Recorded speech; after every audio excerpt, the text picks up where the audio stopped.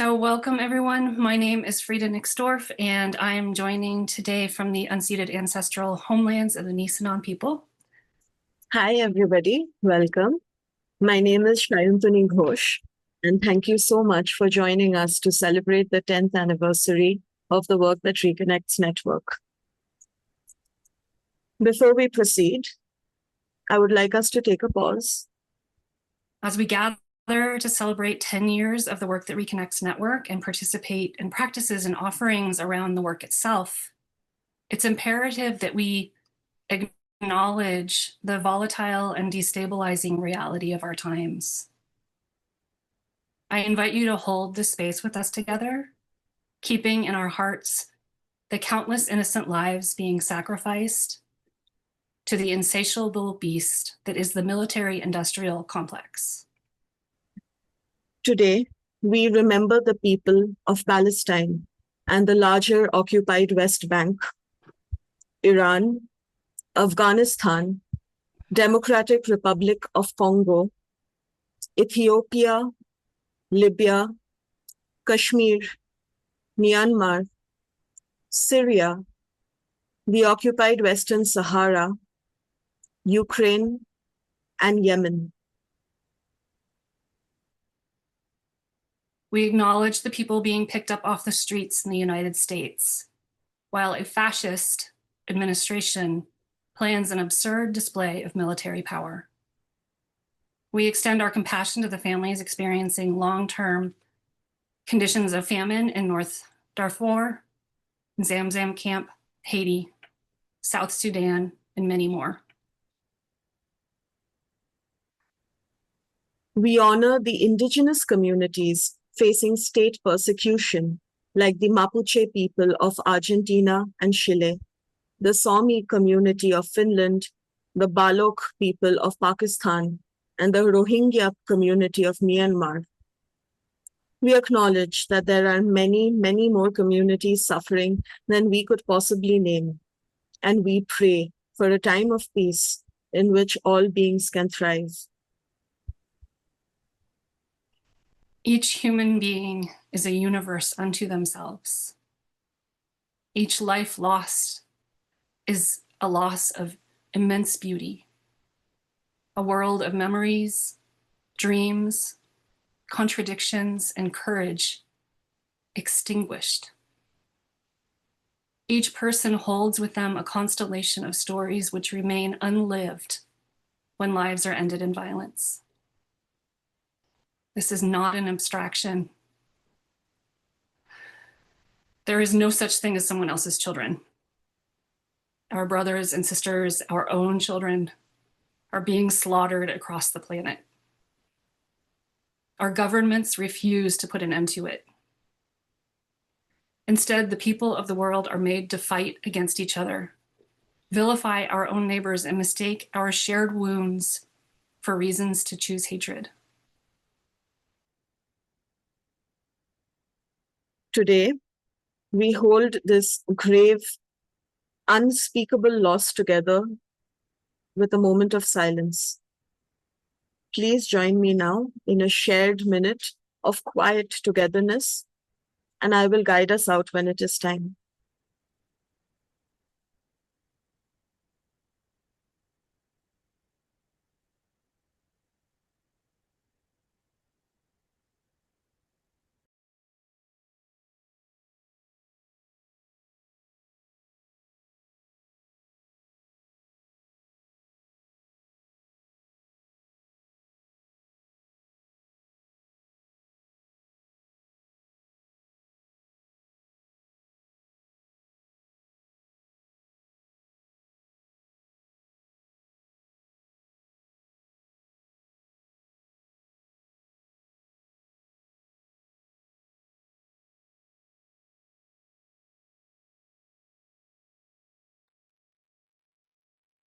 Thank you.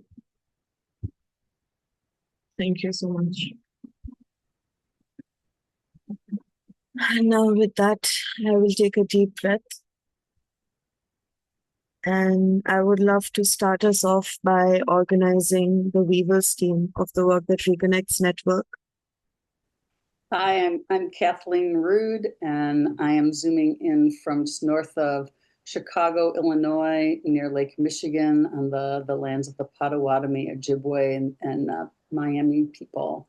And my mother's rose bush, the varietal Heaven Meets Earth, is blooming like crazy. And so I'm calling in that energy for heaven to meet earth in these times, and great to be here. Good day, everyone. I'm Helen, joining from China.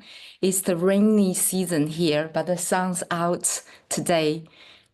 I'm very happy to be with you. I'm Constance Washburn. I'm in Northern California on Coast Miwok land, in a Doug fir and oak forest with lots of deer and crows and ravens and pileated woodpecker who's knocking on the telephone pole above my house and making a loud noise. Hello, I'm Jo Delamore. I'm zooming in from Shawnee Land in southeast rural Ohio, in a very humid and green homestead over here with ducks walking by my window over here. Good to see you all. Hi, I'm Sylvia, and I'm calling from British Columbia, Canada, the unceded territories of the Coast Salish peoples. And I'm happy to be here with all of you. Yay, thank you. So we're going to start off by stepping into breakout room, and I encourage you to go in there and just connect with some other folks from this community, some other beautiful faces. The prompt is to share a place of healing or a more than human who reminds you of who you are and why you're doing what you're doing. So just take a moment and feel into that and meet some members of our community, or maybe meet some old friends.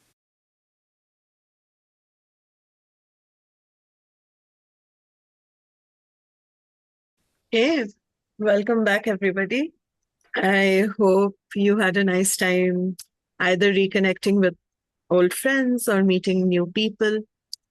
And as we all come back into the main room, I would love to metaphorically turn down the lights and introduce you to a piece of work that myself and Frida have been working on. And it is a way for us to introduce the network to you. It has been 10 years of work and deep connection and friendship. And it is a short way of trying to sum up what it means to work in this kind of way and in this collaborative international way. Yeah, Jo, can we share the film, please? Life begins, grows, thrives, and regenerates, all within relationship. Nature shows us how connection, togetherness, and belonging go beyond abstract concepts, beyond symbolism, beyond ideas in our textbooks and sharing circles. Connection is essential. Connection is the heartbeat of all living systems. Connection is how life lives.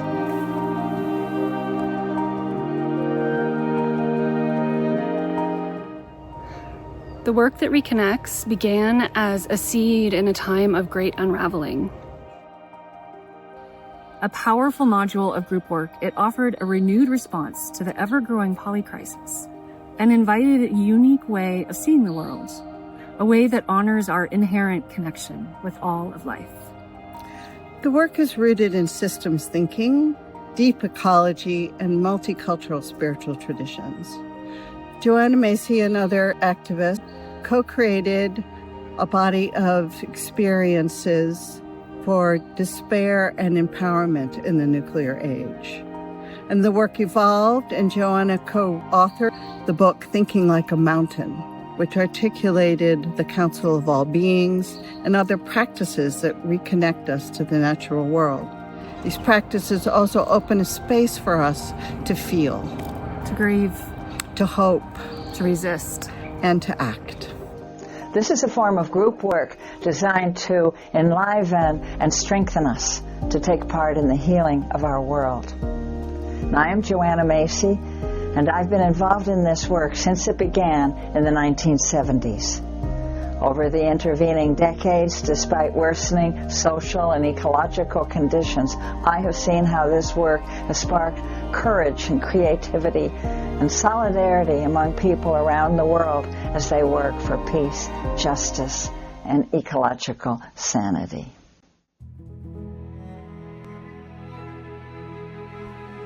The work that reconnects helps us to tell the truth by creating space to name what we hide, our grief, fear, anger, and deep love for the world. In a culture that encourages denial, this work helps us feel deeply and speak clearly. Truth-telling becomes a source of connection and power, not despair. Joanna had sent out an invitation to the international community of facilitators to come and not only study with her, but to help vision the future of the network. It was a workshop that Joanna gave for facilitators of the work that Reconnects. And there was a lot of interest in some sort of a community, organization, network. There needed to be something. What was the form that was going to be able to hold this dispersed group around the world? The gathering itself was really wonderful because there was all these people that may have met a previous intensive or something, but to have us all come together and talk with each other about the future of the work that Reconnects, it was just really, really special. But that wasn't the beginning.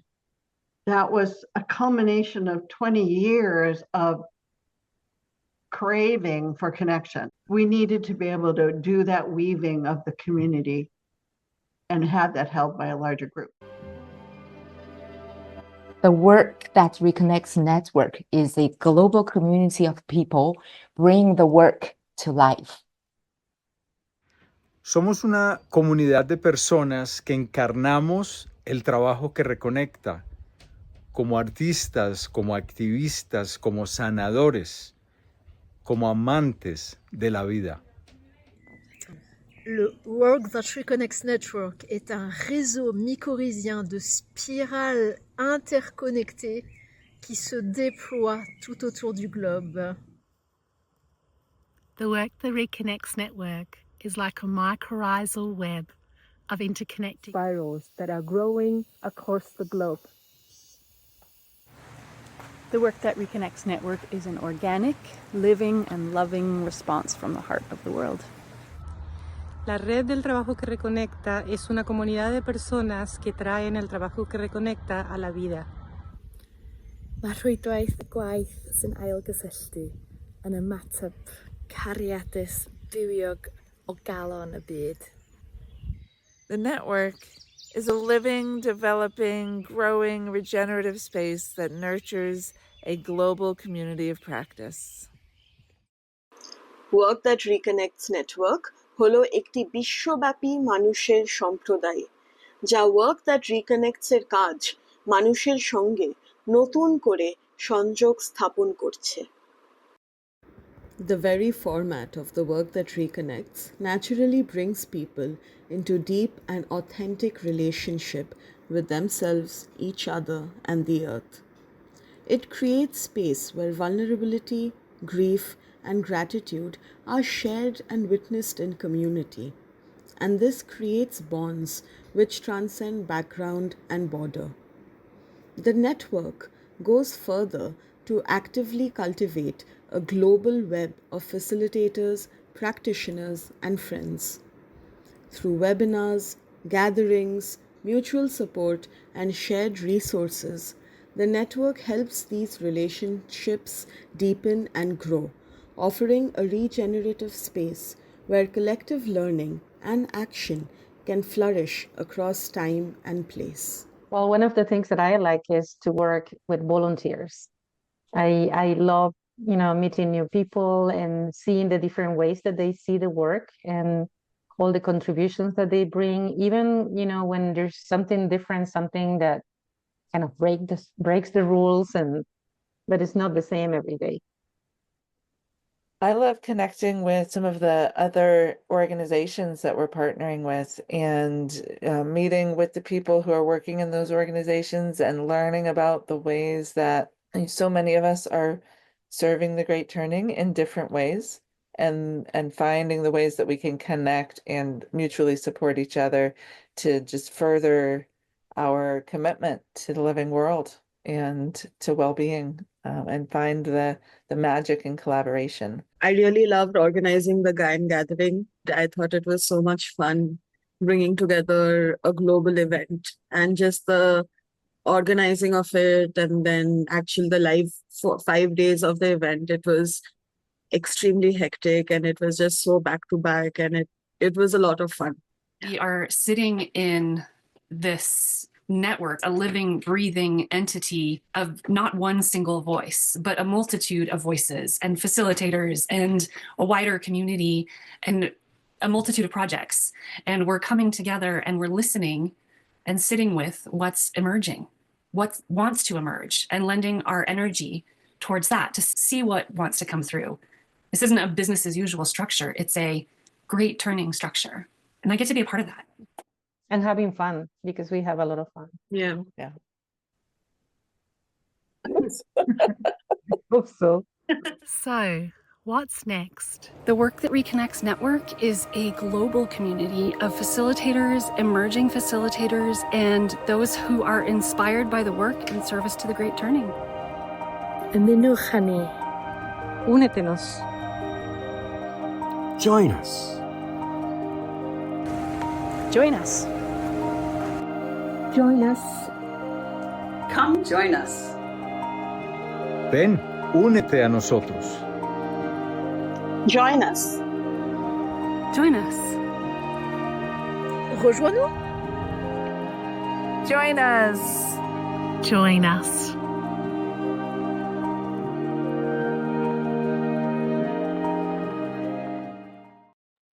Thank you so much, Frida. This film will be available to view on our website as well as our YouTube channel. And yeah, thank you. Thank you, Shantani. Beautiful. It's passing to me and Werner and Constance, and I believe Kathleen's going to join us as well. Constance Washburn is an activist, educator, director, and a facilitator of the Work That Reconnects. Constance has attended many intensives with Joanna Macy. In 2017, along with Molly Brown and Mutima Imani, Constance co-founded the Spiral Journey Facilitator Development Program. Constance is one of the founding weavers of the Work That Reconnects network. Molly Brown co-authored Coming Back to Life with Joanna Macy and edits Deep Times, a journal of the Work That Reconnects. Molly served on the founding Weavers team and has been active in the anti-oppression resource group since its inception. Werner Brandt is committed to the mindful use of technology to foster social justice and ecological equality for all species. He has been involved with the Work That Reconnects for many years, has facilitated the work for men, and has presented the work in China. Kathleen Rood is a Work That Reconnects facilitator and mentor, a shamanic practitioner, ceremonial leader, activist, and author, living near beautiful Lake Michigan. Kathleen is passionate about empowering people to make a difference every day for the Great Turning. She loves to take long walks, make music, dance, and savor the world's beauty. And we are going to give you a short version of the history of the network. Werner, Constance, and I were on the first network Weavers team. I don't even know if we called ourselves Weavers at that point. I think we were just calling ourselves the core team. But Constance, I'll turn it over to you. So the reason we're celebrating the 10th anniversary this year, as Molly mentioned in the video, is that the birthing of what is now the network and this our big website and the things that we're doing came together at the Rivers Bend 2015 facilitators intensive. And Joanna thought she was not going to be teaching intensives anymore, and she wanted to, pass on the work. But people somehow think that Joanna had an organization, but there was Joanna and there was Annie 1 day a week. That's it. So they couldn't handle the amount of requests and information and do all the connecting that would make a network and connect it to itself.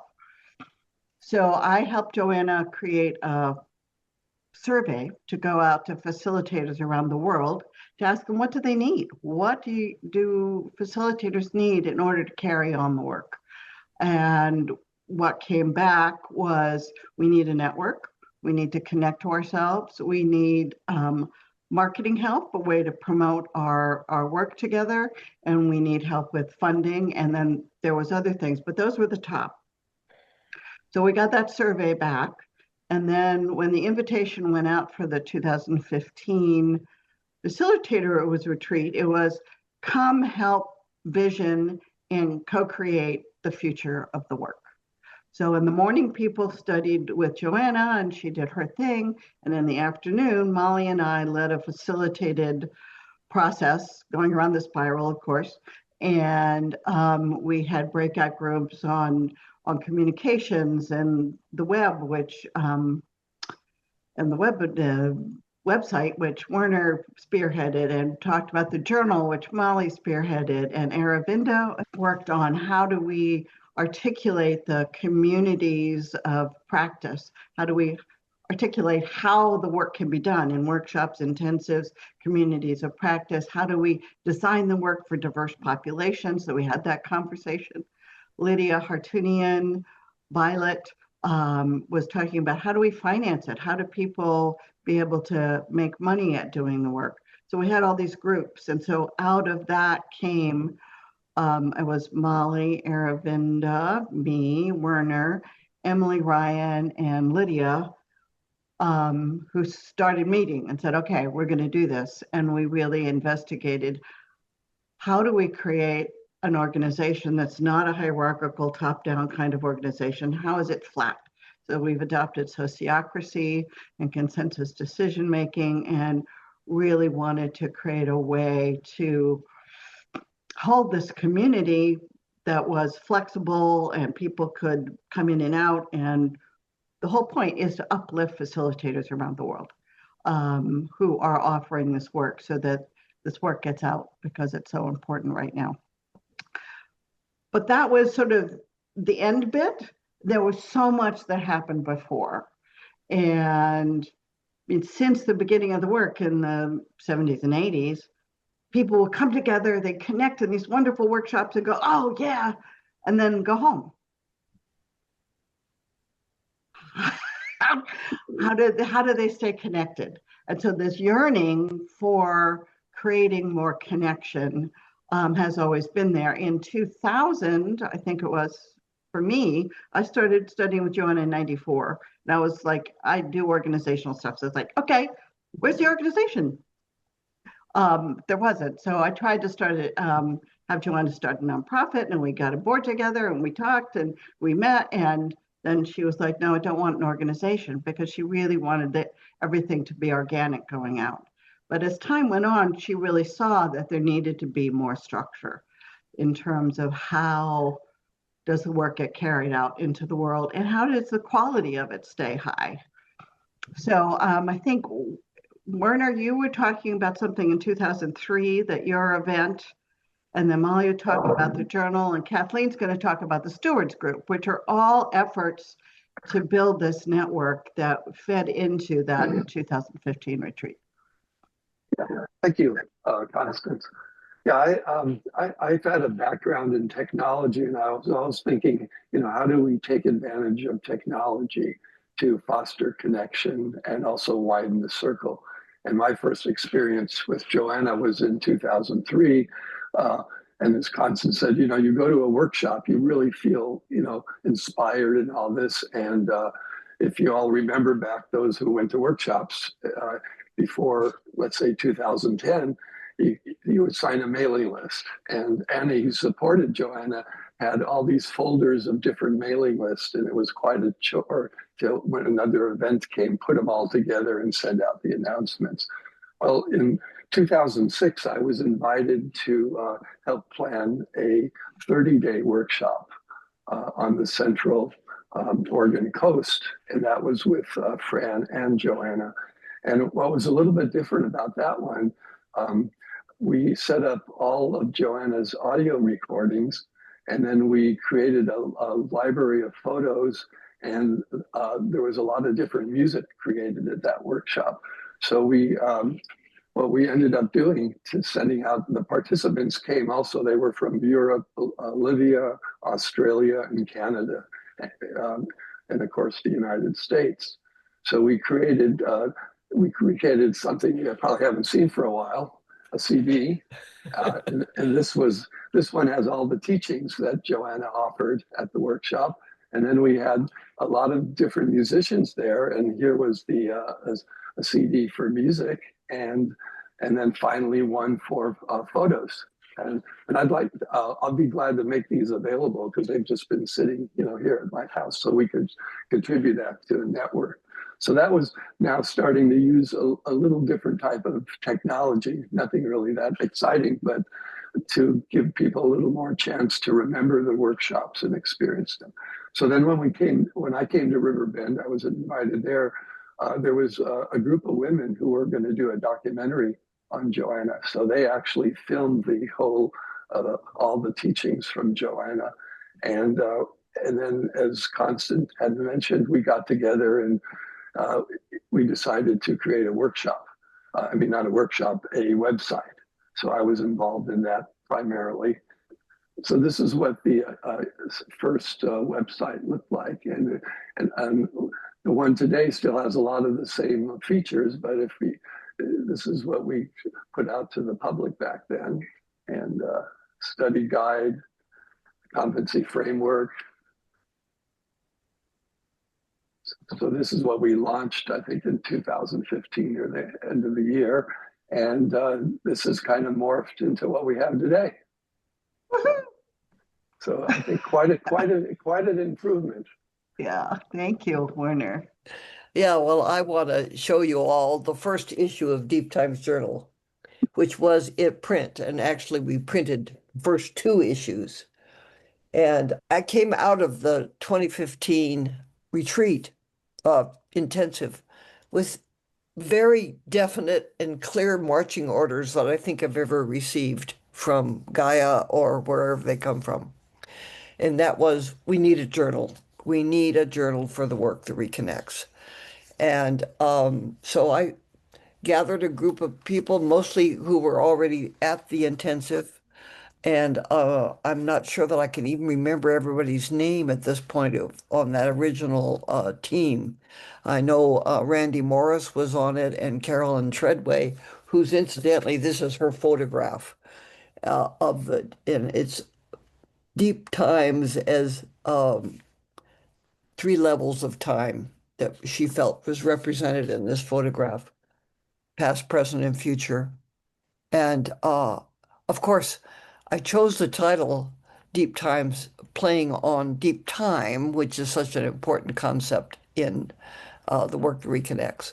So we began putting out the journal the first time 3 times a year, and then it became clear that it was so much work that we needed to, we only put it out twice a year now on the equinoxes, more or less. Now we put it off online. We can't afford to, frankly, put a print copy, and it's much easier now to make things available online. So I was also a member of the stewards, which Kathleen is going to talk about now. Yeah, thank you. And I'd like to, so any wonderful idea feeding into this 2015 conference. The seeds got planted back in 2010 after Joanna's husband, Fran, passed away. And she asked 9 facilitators to step into this role of what she called the stewards of the work that reconnects. And here's Ann Simmons Booker, Barbara Ford, Chad Morse, Colleen O'Connell, Carrie Stetler, myself, Kurt Kuwalt, Molly Brown, and Randy Morris.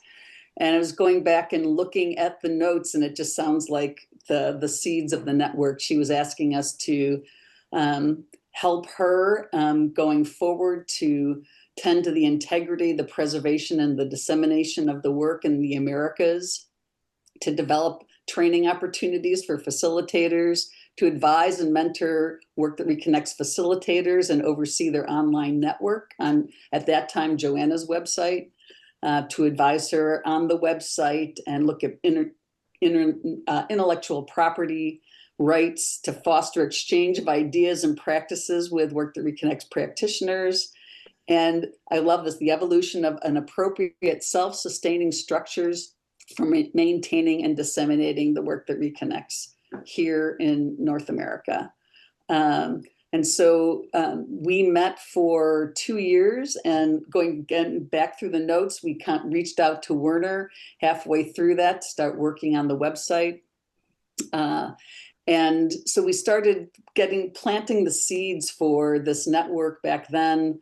And as Constance said, once it looked like Joanna we might be creating an organization, Joanna didn't want to be a part of creating an organization, but wanting to inspire it and help it grow. So after 2 years, we sort of shift our energies, but all of that got fed into this desire for the 2015 conference and this network that we're a part of right now. So yay. Yay. So thank you all for being here and being part of it. It's just so exciting that it's all happened. Anybody have questions? I just want to say that I look forward to the 20th anniversary and hearing, imagining what stories will be told about the 10 years to follow from now. We've started a timeline page on the website, and it's really bare bones. And I'm like listening to these stories and like, oh, we need to incorporate this and that and preserve some of these stories of that transition. Yeah, and I think the thing to me that feels so important to transmit in a way is that it's a network, that we're all responsible for it.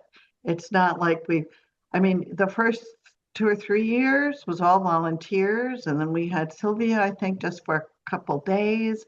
Now we have 4 people, but it's still everyone's part-time. And it's really the network that needs to self-organize, and we tend to the greater whole, because there's no granddaddy or grandma in the sky that's making it happen. We're it. So thank you for participating and volunteering and working and being part of this to spread this wonderful work around the world. Thank you. Yeah. And Joanna had sent out an invitation to the international community of facilitators to come and not only study with her, but to help vision the future of the network.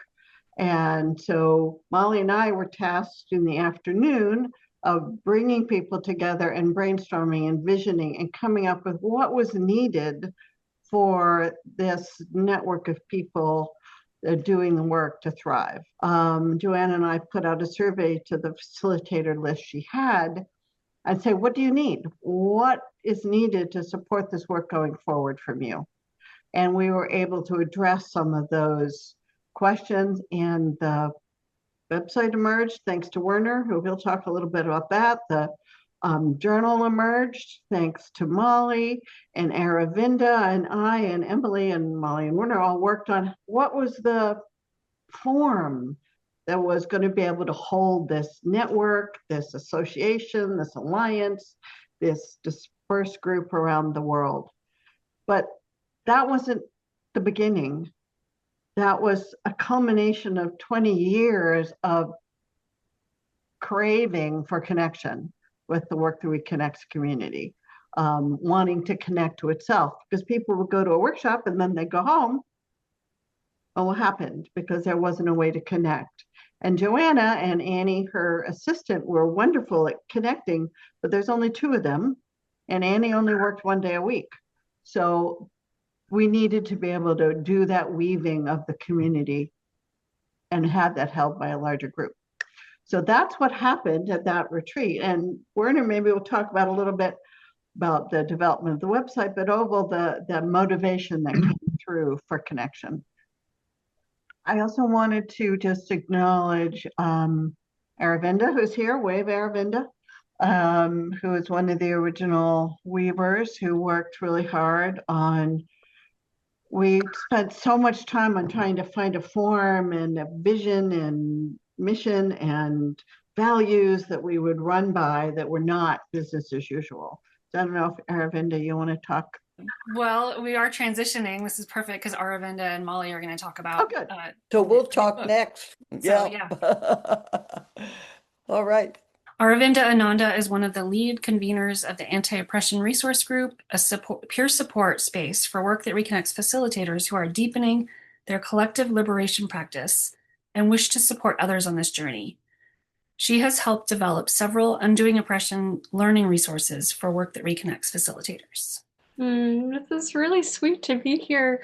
Shayantini, I love that video that you and I believe others worked on. And Werner, it was so good to see your face. I haven't seen you in a while. And yes, when I was one of the original weavers, we met very regularly.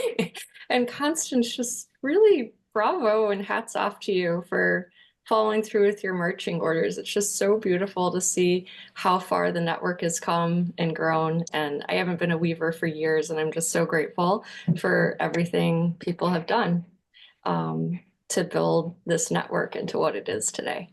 So I was invited to speak about a particular project that I've been involved with other people, including Molly Brown, which is a book. It's called Coming Together in the Great Turning, Collective Liberation and Work That Reconnects.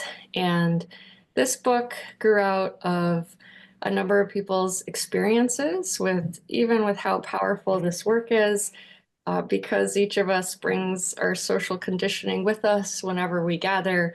A lot of ouches can also happen, and that can really change the experience for people. Many of us who grew up in dominant cultures where there are big systems of oppression and operation just bring all of that conditioning with us. So following the Rivers Bend retreat that I was in attendance with, a number of facilitators, really want to give a shout out to Belinda Griswold and Sarah Nahar. In 2017, we started a group called the Anti-Oppression Resource Group, and it's a peer support space for work that reconnects facilitators who care about deepening in their anti-oppression practice and want to help support other facilitators in that journey. And Molly, you've been coming to AORG since almost the very beginning, and Molly and I have been working closely together for a number of years on this book project.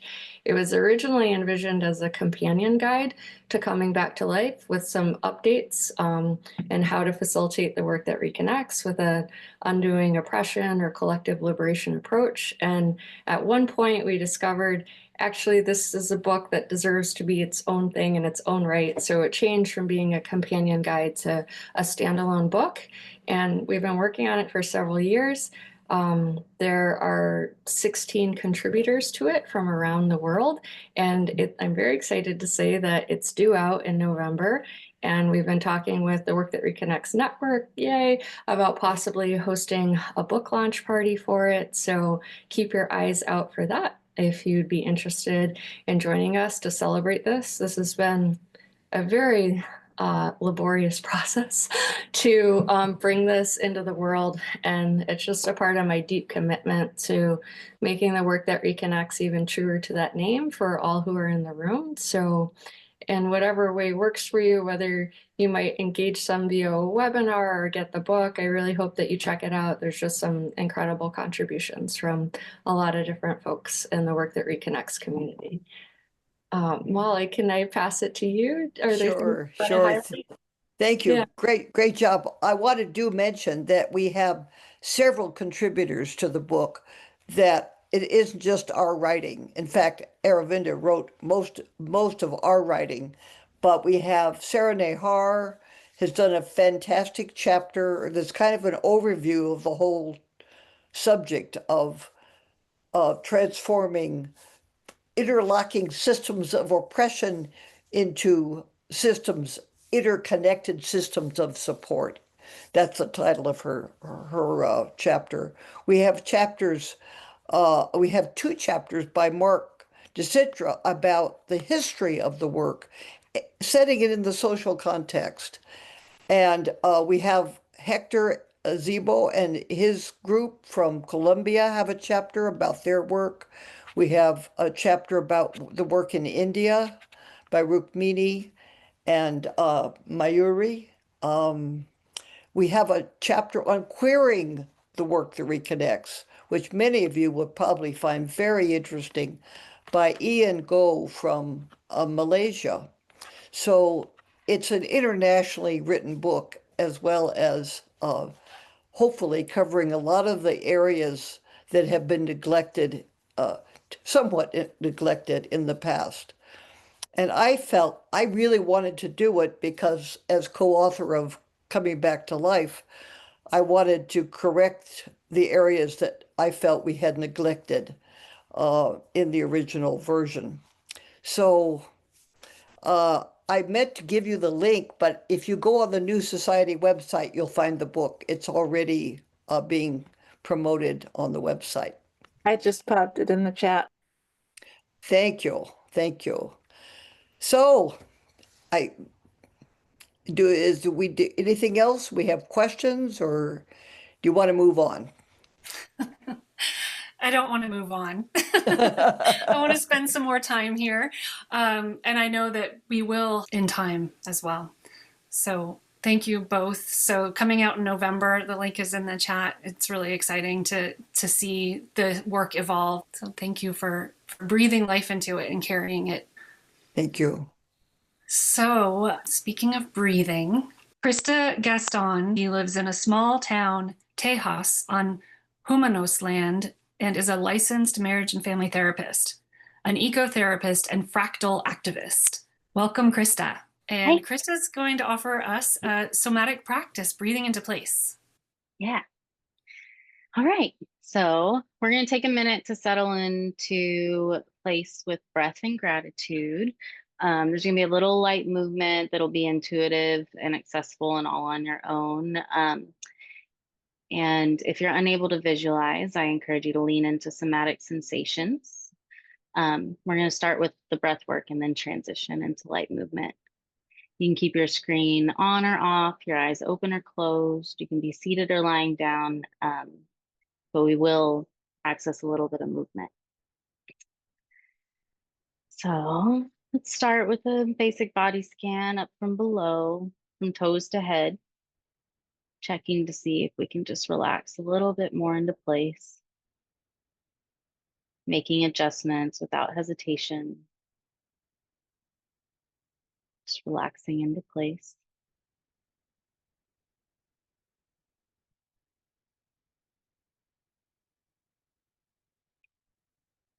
And as we're relaxing, let's begin to connect with our breath. Noticing your breath. No rules, just building a connection.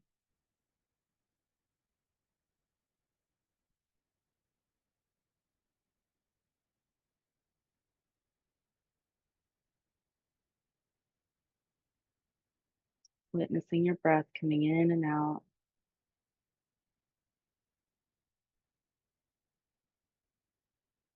And grounding into the consistent dependability of this place.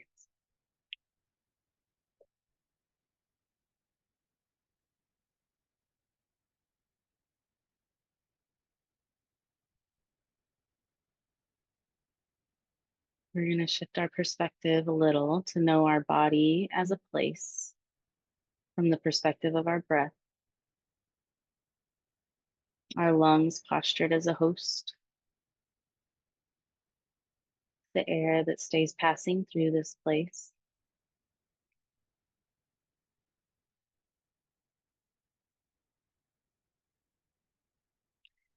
This incredible landing place for oxygen to become breath.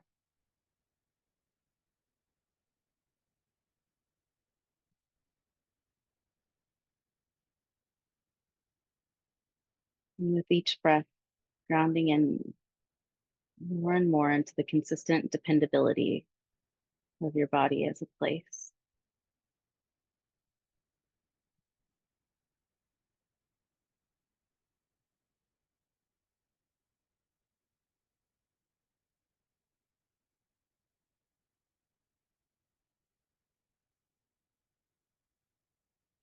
And now I invite you to meet your breath with gratitude. Welcome it in with gratitude. Walk it out with gratitude. A few cycles, greeting your breath with gratitude as it enters this place.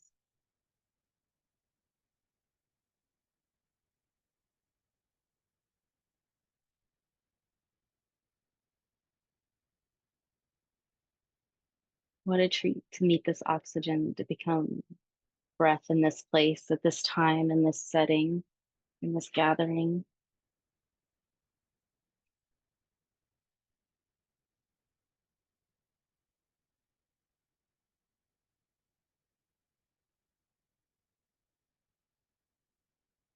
Now, staying connected with your breath, we're going to take our breath with us in some light movement.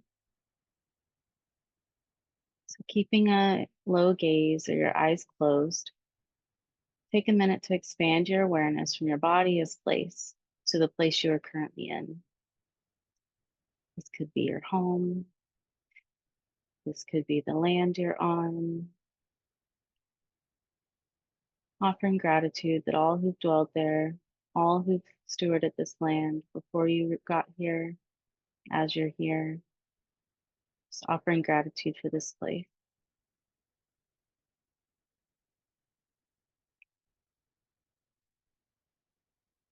And now I invite you to take a slow posture or pose to represent our gratitude for this place.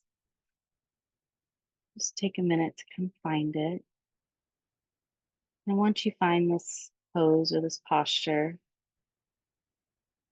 you're going to breathe into it with gratitude for 3 counts.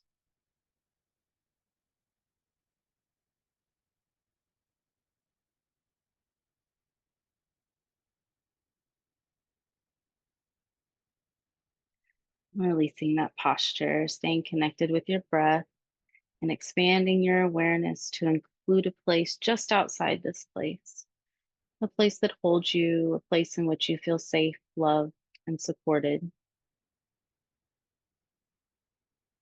Just bringing it into your sensations or your mind's eye.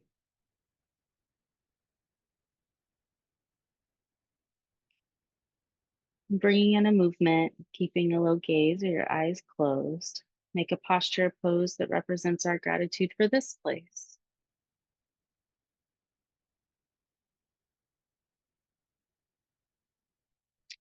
Breathing into this posture once you find it with gratitude for 3 counts.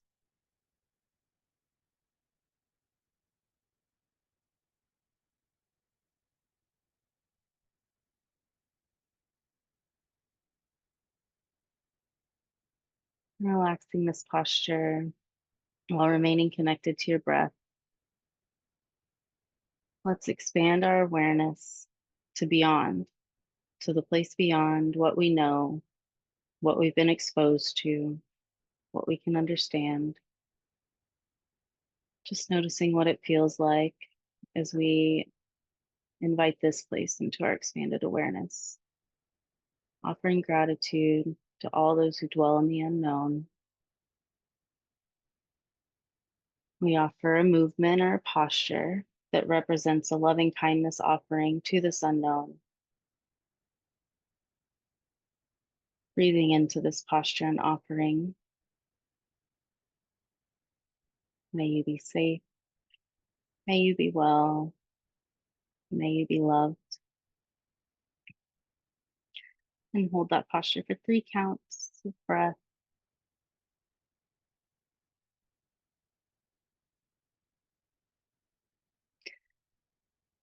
And releasing that posture, bringing our awareness and back to our breath. We've just been in the unknown. So take a moment to kind of connect to your breath. Bringing our awareness back to ourself in this place, within this other place. Back to our bodies. Maybe finding a place to put your hands on your body, offering loving kindness to this place that holds our being, our senses, emotions, thoughts, memories, fantasies, DNA, ancestral wisdom, organs, tissues, fat, muscle, and bone. Offering this offering of loving kindness. May you be safe. May you be well. May you be loved. And as we take one last deep breath, I invite you to take a posture to offer each other in our gathering. As we come back into space, we'll just take a moment to breathe into our posture and our offering as we all join back into our space together and observing the offerings for each other.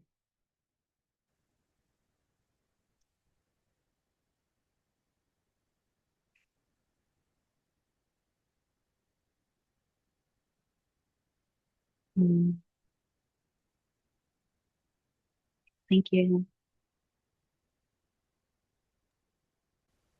Thank you, Krista. I'm feeling settled. Next, would love to welcome in Helen Sui and Tao Keen for Humans of the Work That Reconnects Network, a storytellers panel sharing stories of the work and the network. Helen Sui is a coach, trainer, facilitator, and a weaver for the Work That Reconnects Network. Helen shares, "The moment I got to know Active Hope, the work that reconnects, I fell in love with it immediately. The work is not widely and well known in China, yet meanwhile, it's moving forward gradually and nonstop. It feels like the heartbeat, which is not always noticeable, but always there."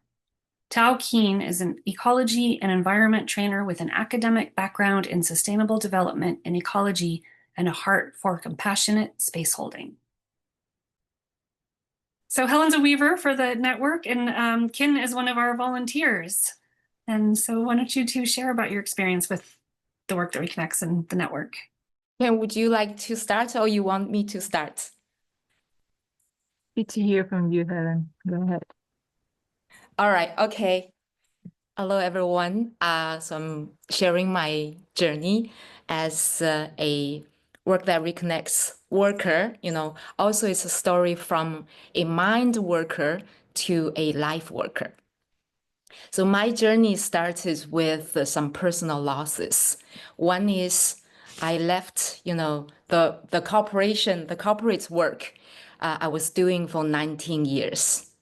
And one was my grandma passed away.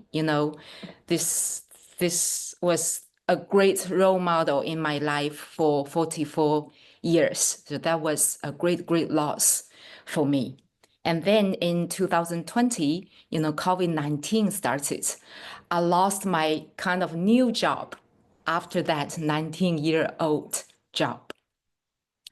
So, and then with the pandemic, we lost connection with each other. We were even lacking food for some time, lacking many other things as well. So really the first session, the Work That Reconnects experience offered me the space to express and honor my pain. And also watching other participants, expressing their pain that healed my personal pain. So I found it, wow, this is an amazing way to face and deal with pain, which our culture doesn't really honor or even allow. So that was my first gift from my experience. Another gift was my experience around the council of all beings. The concept around this exercise or this stage of the spiral isn't new. seeing with new Asian eyes, thinking flexibly. We always talk about that at work. But at the moment when I became a lead, that was my first choice in the practice. The connection, the sense of connection with the nature and the world became real, physical, the sense of embodiment. So that opened another door for me to get connected with the larger world. And then I joined Constance and Molly's Spiral Journey program. I remember Joe and oh my God, Sylvia, you were our kind of teaching assistant, or the coaches. Yeah, that was another wonderful experience for me. So really, my appreciation to the network, this is where I started my hero's journey / my life work journey. So then we started offering, online gathering. This was back to the COVID-19 time still. We started offering this experience, but online because we couldn't meet in person. So in the beginning, we were attracting, people we are close to, trainers, coaches, those who are engaged in helping people. And then quickly it developed, and people from all over the country, came and joined us. And the most attractive point back then was to tell the truth, which is not easy for many of us, grown up in this culture. And gradually back to senses, back to life. So we're still doing the basic work, I have to say, compared to my experience with the network, with other facilitators. But, I appreciate, where we are right now, while having this, the role models around the network and the vision with, the pioneers, people like Joanna Macy, like Molly, Constance, Chris Johnston, we have that vision and we are moving in this direction. And I love the quote from the video, Shea Anthony, however the work calls you, love it. I and we here love the work. Thank you. Thank you for listening.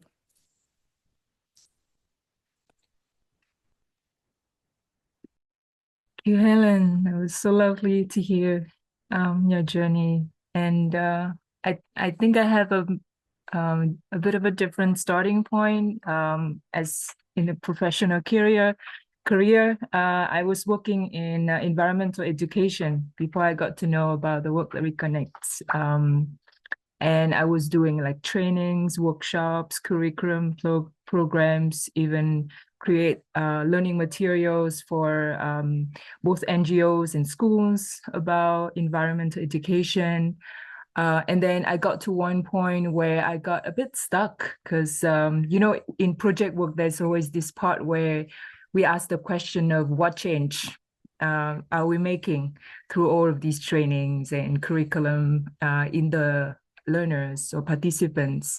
And I took some time to talk to people and meet people. And I observed that there's not much change happening in their life. The training might be wonderful. They loved it. They felt really touched. But then when they came back to their life, things happen, priorities change. And also when we think and talk about environmental degradations and crisis, there's always this sense of emergency and threats. And, oh my gosh, if you don't do it, everything's going to go to hell and it's going to be bad. And we are all have our hands dirty in this. And it doesn't give a sense of empowerment. It just gives the sense of powerlessness. And I realized that the way that I was doing environmental education, and also it was very common around me at that time, is that it was based on fear narrative. We scares each other out about what's happening and call for action, but it didn't actually lead to any concrete action or lifestyle change. And then I realized that it has to be a different narrative. And I was searching for it until I was in an educational course. It's called Eco-Village Design Education back in 2016. And the work that Reconnects was introduced together with deep ecology in that course. And I think for me, the work that Reconnects is really profound in the approach of grounding and gratitude. This is such a simple and easy to connect approach, but it instantly invoke the sense of connection and love that you don't need to seek and try so hard to create.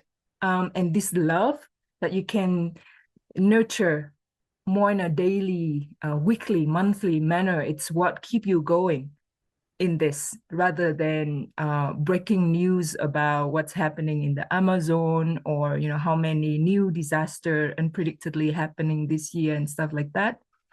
So yeah, that's when I felt at that time back in 2016, for me it was like a very rational aha, like, yes, this is it. This is the approach that I was looking for. And then later on, as I went deeper into the work that reconnects, I felt really connected with the truth mandala, because I think even in education practitioners like us, there's so much grief and pain that we cannot digest ourselves. And if we cannot digest it, then how can we connect it to others? So all of the different ways that we hold our pain, and I really connect to what Helen said on this, was really helpful for me personally to go through difficult times and then turn that into energy that I can keep going and work with people. And then being part of this network was very supportive in many different ways, because even until now, I cannot find many people who are practicing the work that reconnects in Vietnam. There are a few people know about it, experienced it, but they're not facilitators. So there are not many people who I can actually learn from the experience. What you do to open the circle? What do you do to help people go forth after the training ends and things like that? And I learned a lot of it in the facilitators online sharing circle that we have in the network. And that's why I felt like it's so lovely and crucial as well to have this network. And it's also gave me the motivation to find ways that I can contribute in return. That's why I decided to become a volunteer of the network. Yeah, so that's my long story short with the work that reconnects. Thank you both. Yeah, and I shared a link to the webinar that both Helen and Keen and Shayantini and Om offered last month. It's really beautiful. So next we want to call in Siobhan. Siobhan Friel is a mental health practitioner, coach, and teacher who loves to revel in the astonishing relationship between our personal and planetary health. Siobhan's journey has led her to the work that reconnects as a way to explore grief, resilience, creativity, and belonging in these uncertain times. Welcome, Siobhan. Hi, everyone.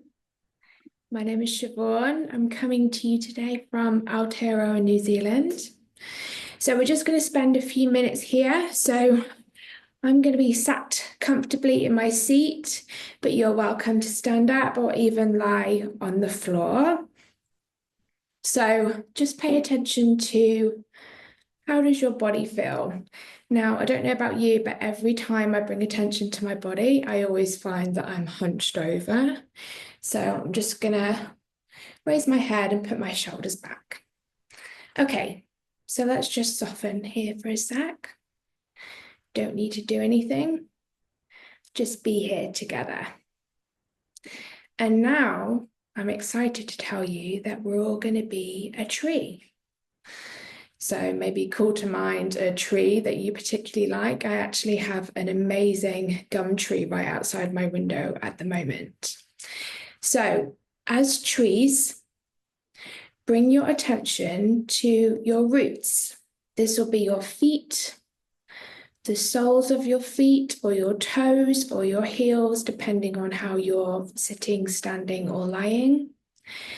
Now, imagine roots growing from them, gently reaching into the earth. So we'll just take a few breaths here, and with each exhale, feel yourself dropping a little deeper into support of the earth. And then with each inhale, let the earth rise to meet your roots. So exhale, dropping in. Inhale, earth rising to meet you. And again, exhale, dropping a bit deeper. Inhale, the earth rising to meet our roots as trees. So next, bring your awareness to your spine. This is your trunk of your tree, firm and steady, but very much alive. So now imagine your breath moving like sap through your tree body. Inhale, drawing energy from those roots up through your spine or your trunk. And then exhale, let your shoulders drop and your branches relax. Let's just spend a moment here. Inhale, drawing energy from the earth up through your roots into your trunk, lengthening that trunk. And then exhale, let your shoulders drop even more, branches relaxing. Let's do that one more time. Inhale, energy is coming through the earth, up through your tree roots and up through your trunk. And exhale, let your shoulders drop, your branches relax. Now, gently bring your arms, your branches in front of you, bringing your hands cupped together, soft elbows, palms open. Your branches are now offering a perch. So imagine a small bird landing here, lightly, very curious, just like birds are. This bird is perfectly comfortable with your stillness. So this bird is here to thank you, tree, to thank you that you're here for them to rest on. So perhaps now call to mind who might be the bird in your life. Each and every one of us is appreciated on this earth as a being. And I personally am thankful that you're here today too to help celebrate the anniversary of the network. So the bird is asking all of us here, all of us trees, to just be here now, resting together and just abiding in that sense that we are appreciated, that we're here.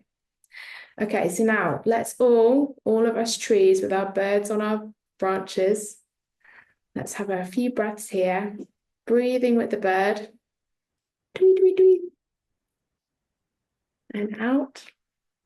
Tweet. In again. Tweet, tweet. And out. Okay, so the bird has just flown away, like birds do, but very happy. Tweet. Let your arms, your branches return to the side of your trunk. Feel those roots again, just wiggle your toes. And thank your tree self for just being here with all these other trees. And just take a moment to come back to the room. Thank you for doing that with me. Back to Frida. I feel both the bird and the tree. Tweet. Love it.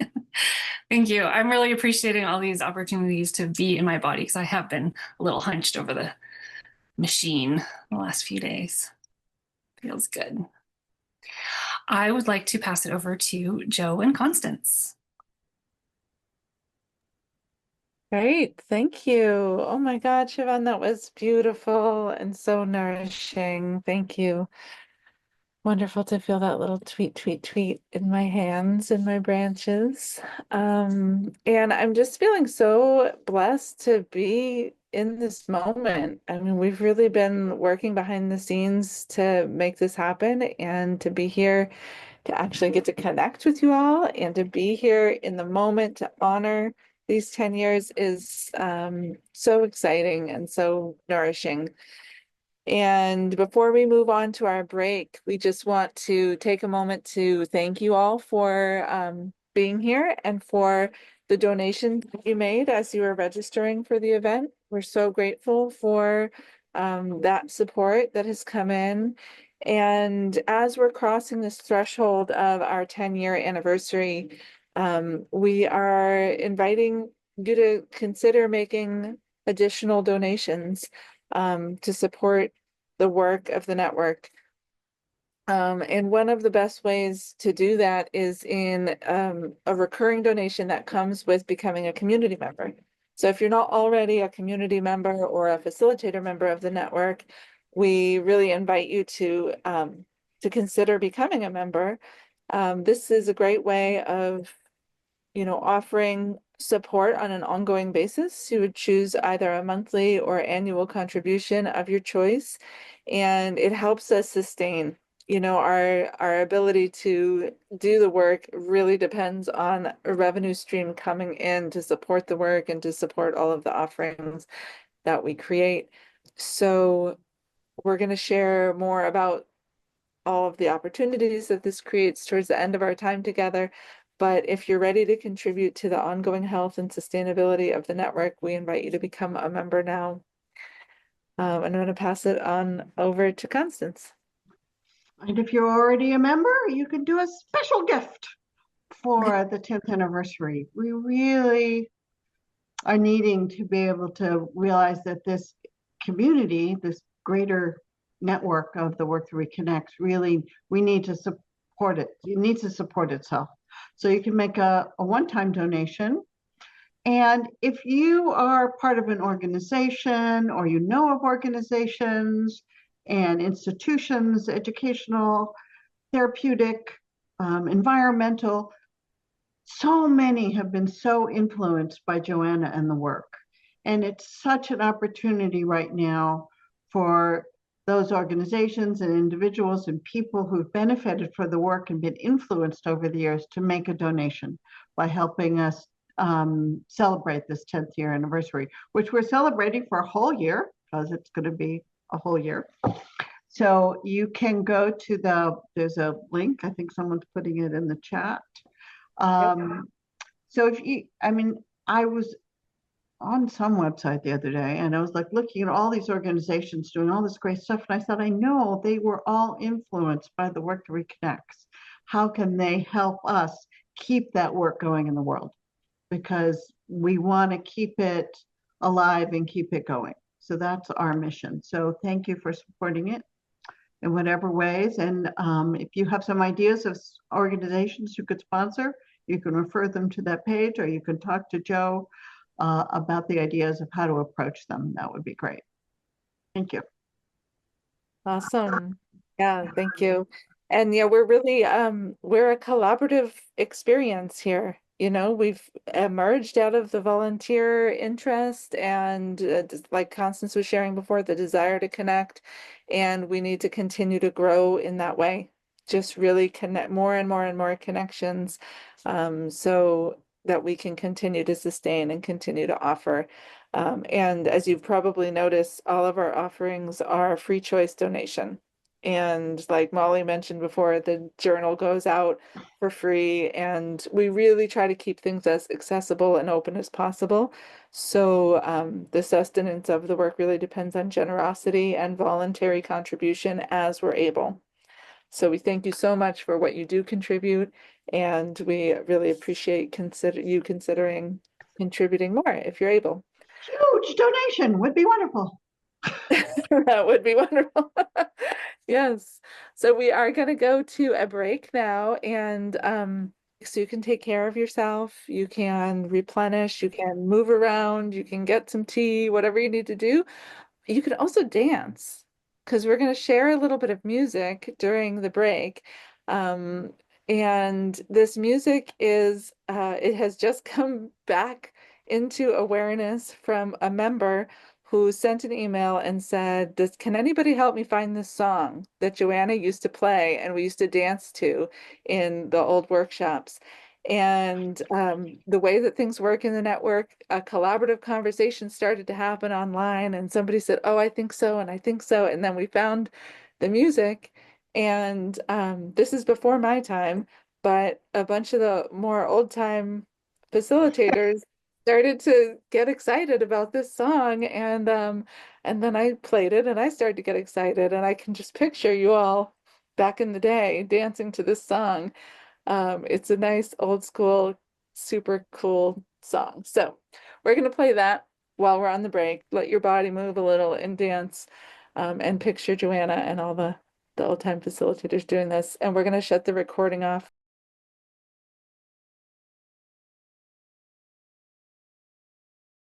Welcome back, everybody. And let's give ourselves a moment for everybody to join us again.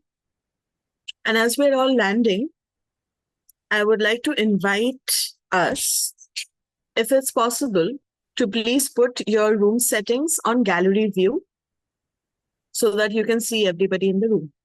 All right. Thank you so much. And now, let's take a deep breath together, please.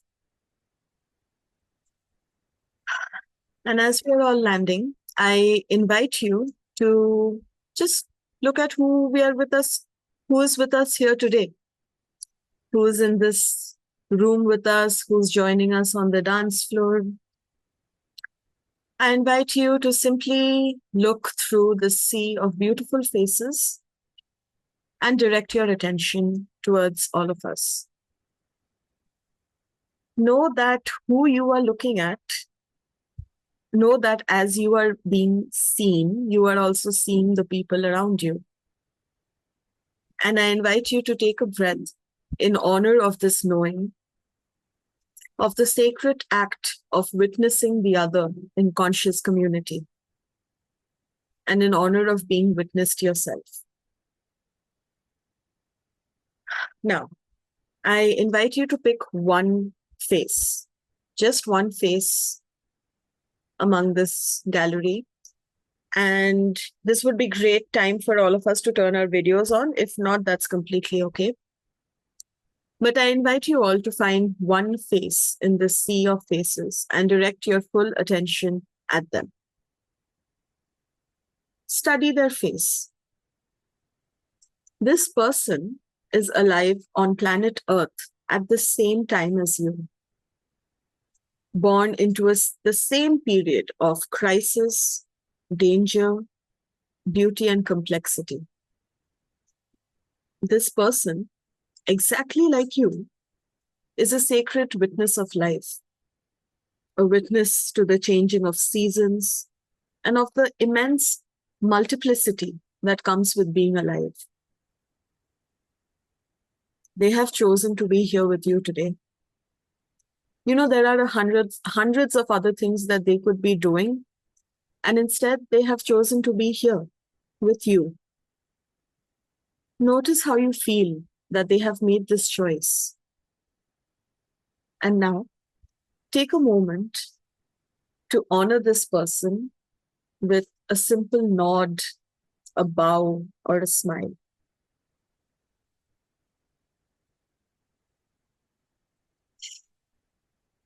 And now, do some window shopping and settle on another person. And allow your eyes once again to take in the contours of their face. Open your awareness to the immense potential and power that this one person embodies.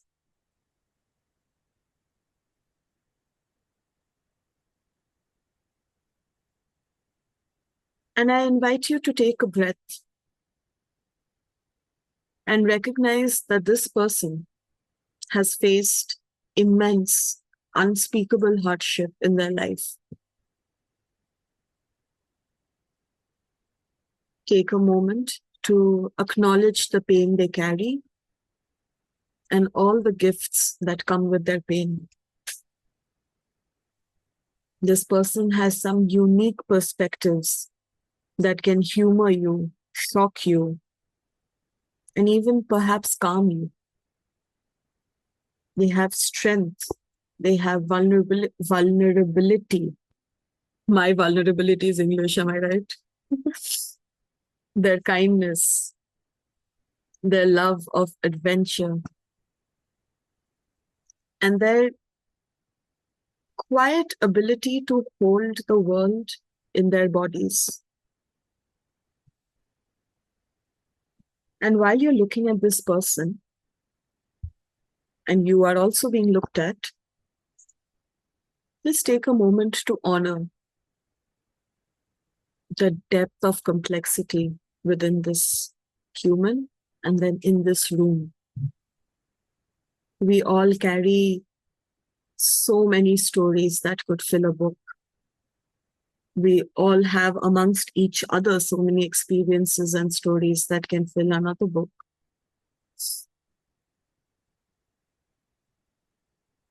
Bathe in the glow of this recognition and remember that someone is bathing in your light. You are being seen, you are being recognized.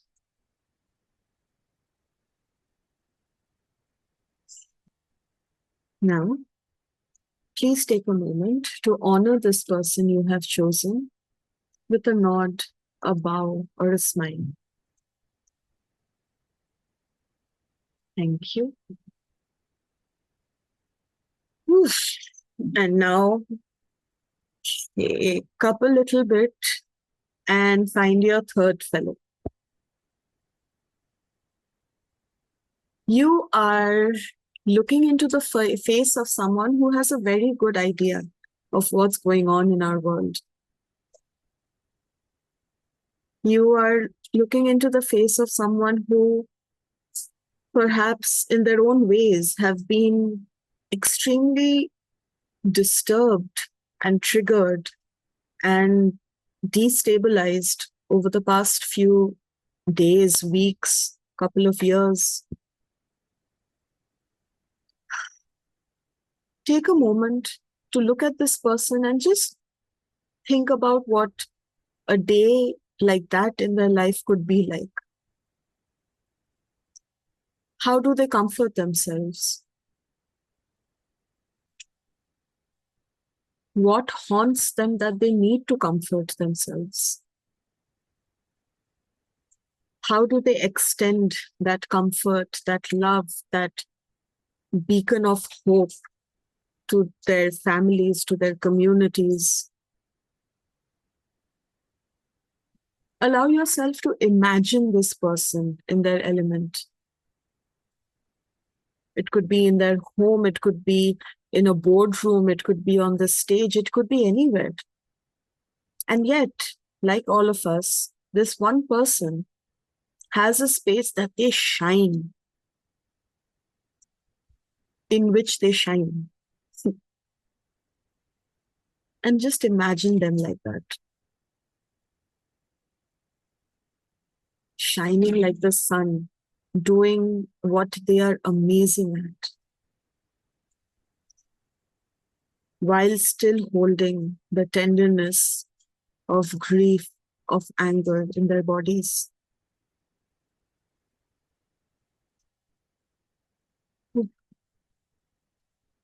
Now recognize that you have been doing the exact same thing.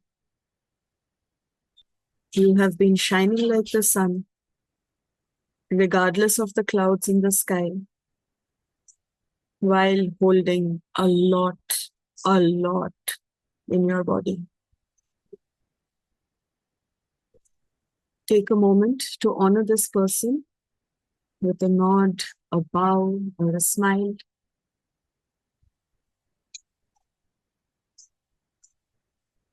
And now, finally, allow your eyes to run over the entire screen.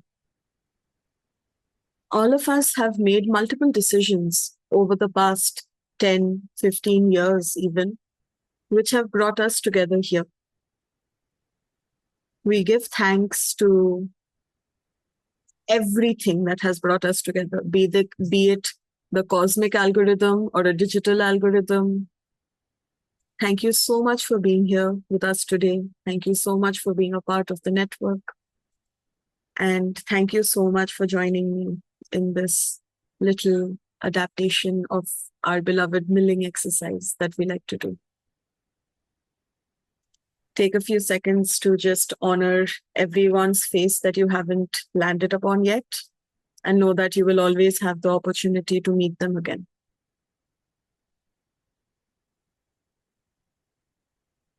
All right. Thank you, Shai. That was wonderful. Beautiful.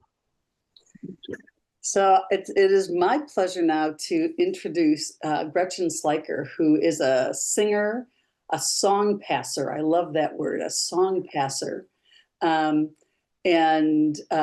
You are also a facilitator of the work that reconnects. I've had the joy of singing with you in person in a variety of different workshops, and so grateful that you're going to bring your gifts of singing and leading and teaching song for our gathering now. So I'm so grateful to pass this on to Gretchen for a song.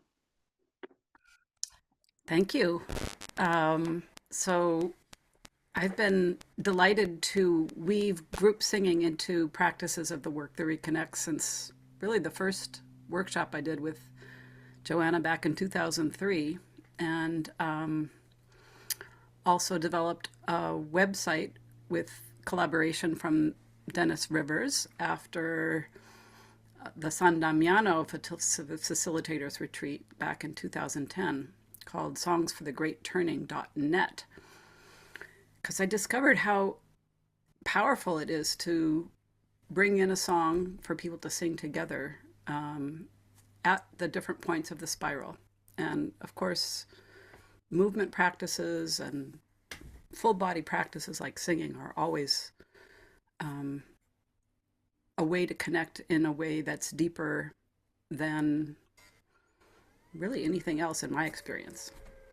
So I wanted to teach you a song, and it's a song that came to me. I've been first gathering songs from other people and then started to write quite a few songs myself.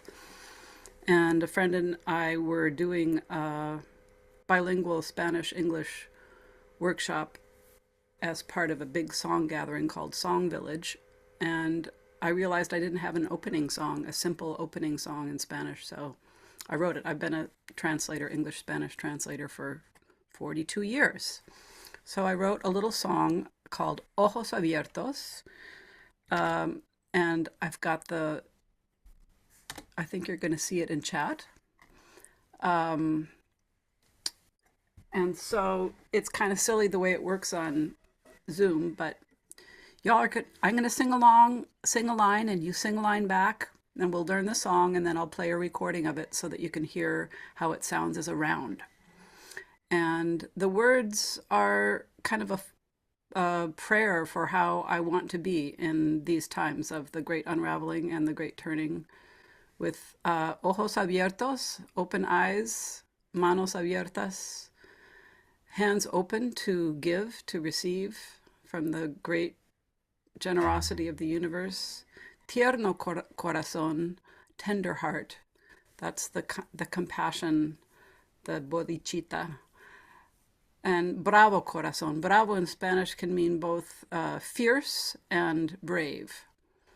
So, ojos abiertos. Now you sing. Ojos abiertos. Manos abiertas. Manos abiertas. Tierno corazón, tierno corazón, bravo corazón, bravo corazón. So let's sing it all together. Ojos abiertos. Manos abiertas, tierno corazón, bravo corazón, ojos abiertos, manos abiertas, tierno corazón, bravo corazón. Beautiful. So now I'm going to share a recording of it where you can hear it as a round, and feel free to jump in any of the places where you hear the round jump in. Ojos abiertos, manos abiertas, tierno corazón, bravo corazón, ojos abiertos, manos abiertas, tierno corazón,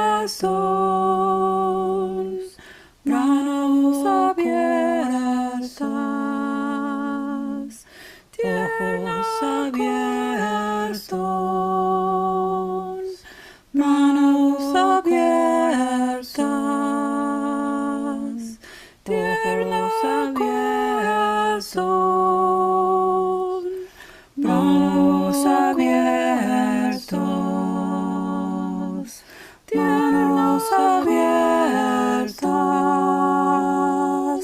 manos abiertos,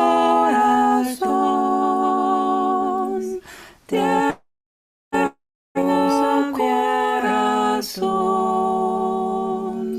manos abiertos, manos abiertas, manos abiertas, tierno corazón, manos abiertos, manos abiertas,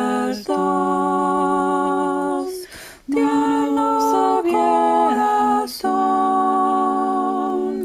tierno corazón, ojos abiertos, tiernos abiertas, tierno corazón, tierno corazón, bravo corazón.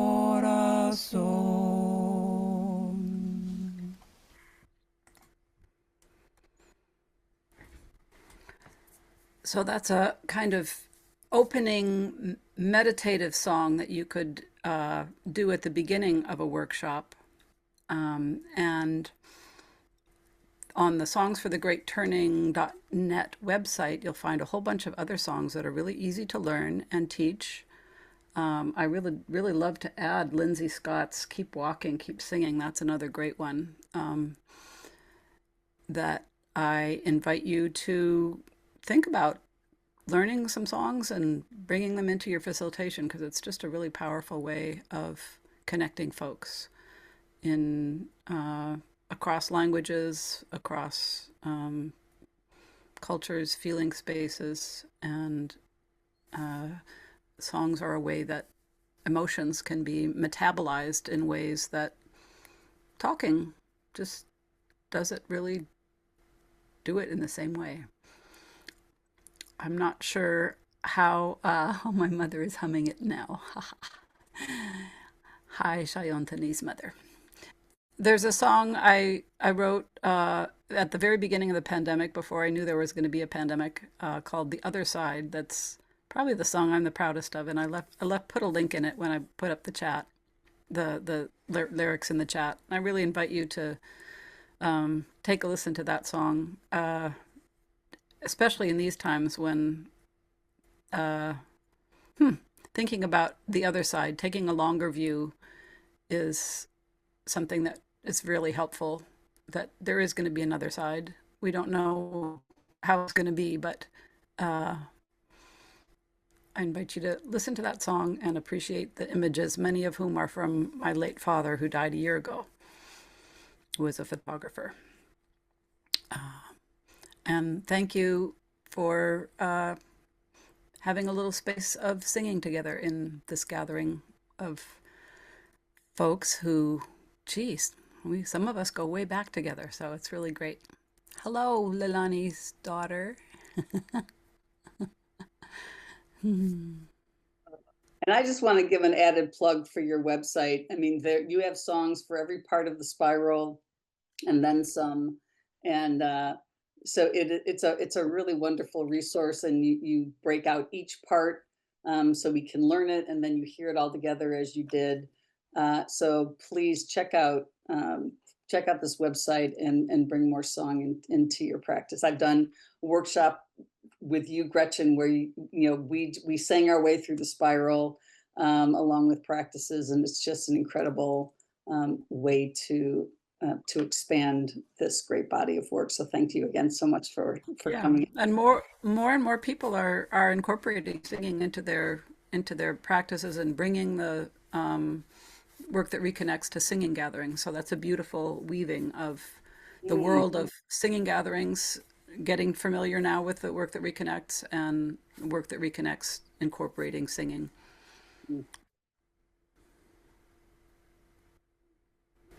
Thank you, Gretchen. I love singing, and I struggle with my voice. And so I like to sing alone where I'm buffered, but also I love singing with other people, and just that feeling of like my harmony mixing with theirs and meeting in those places. There's something so healing about it. I can feel it just throughout my body. And so I could even get a sense of that here on Zoom.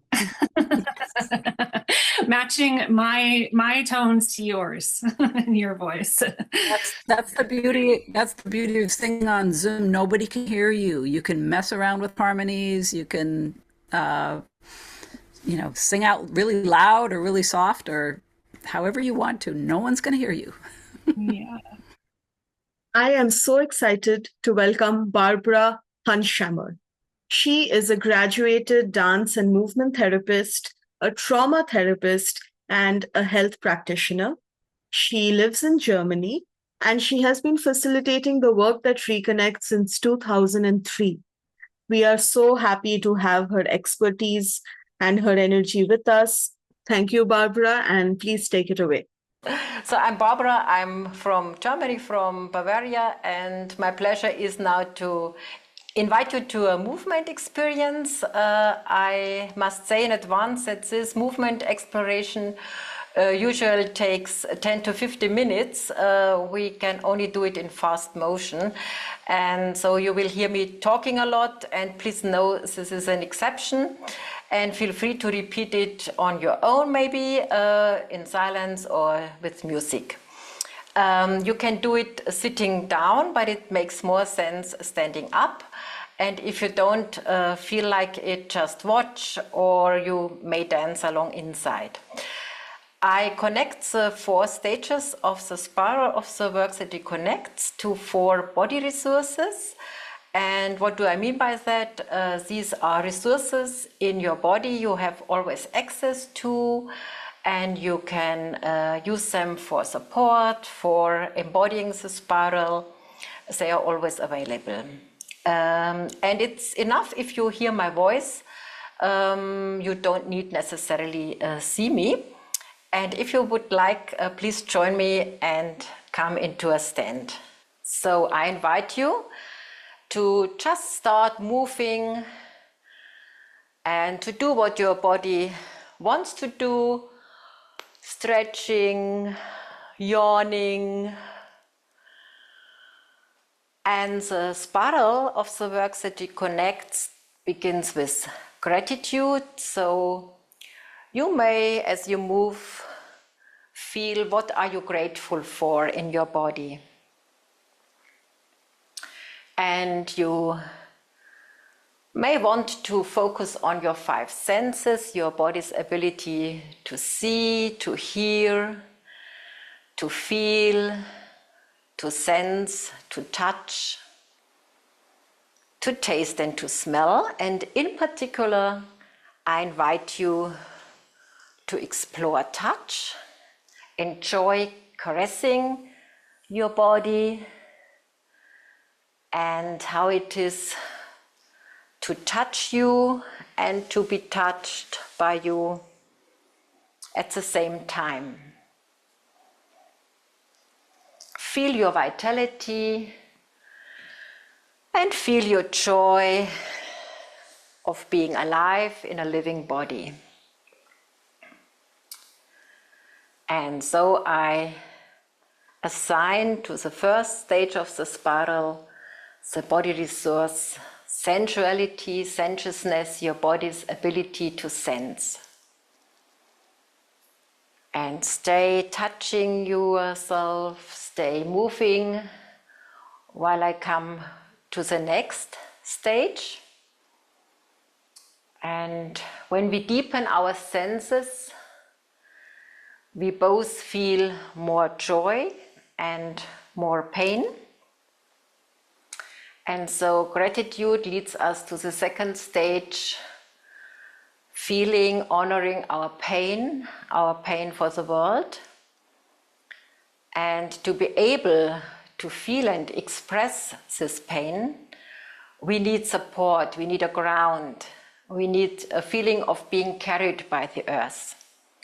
And therefore, I include here the body resource gravity. So keep on moving, but now I invite you to turn your attention to the ground, to the floor beneath you, to the earth. Feel how your feet, your legs, your whole body are carried by gravity. You can place your hands on the floor or even your head. And animals under stress often rest with their bellies on the ground. So anyway, just feel and enjoy your groundedness, the stability that is provided by this resource, gravity. And when our feelings, our pain is held and carried, we come to the next stage, seeing with new eyes, hearing with new ears maybe. So new perspectives may open up and a new understanding of interconnectedness. And we can understand that we do not need to protect against change because change is our nature. And who can better teach us this than our body with its fluid system? And now I invite you to create fluid movements, curves, waves, undulations, spirals. Remember that our bodies are still 70% water. And you can combine your movements with breath. And by consciously inhaling and exhaling, and feel the mutability and adaptability of your body and your breath, and how we are all connected by our shared breath. And so we come to the last stage, and to this stage going forth, I assign the resource space. So as you move,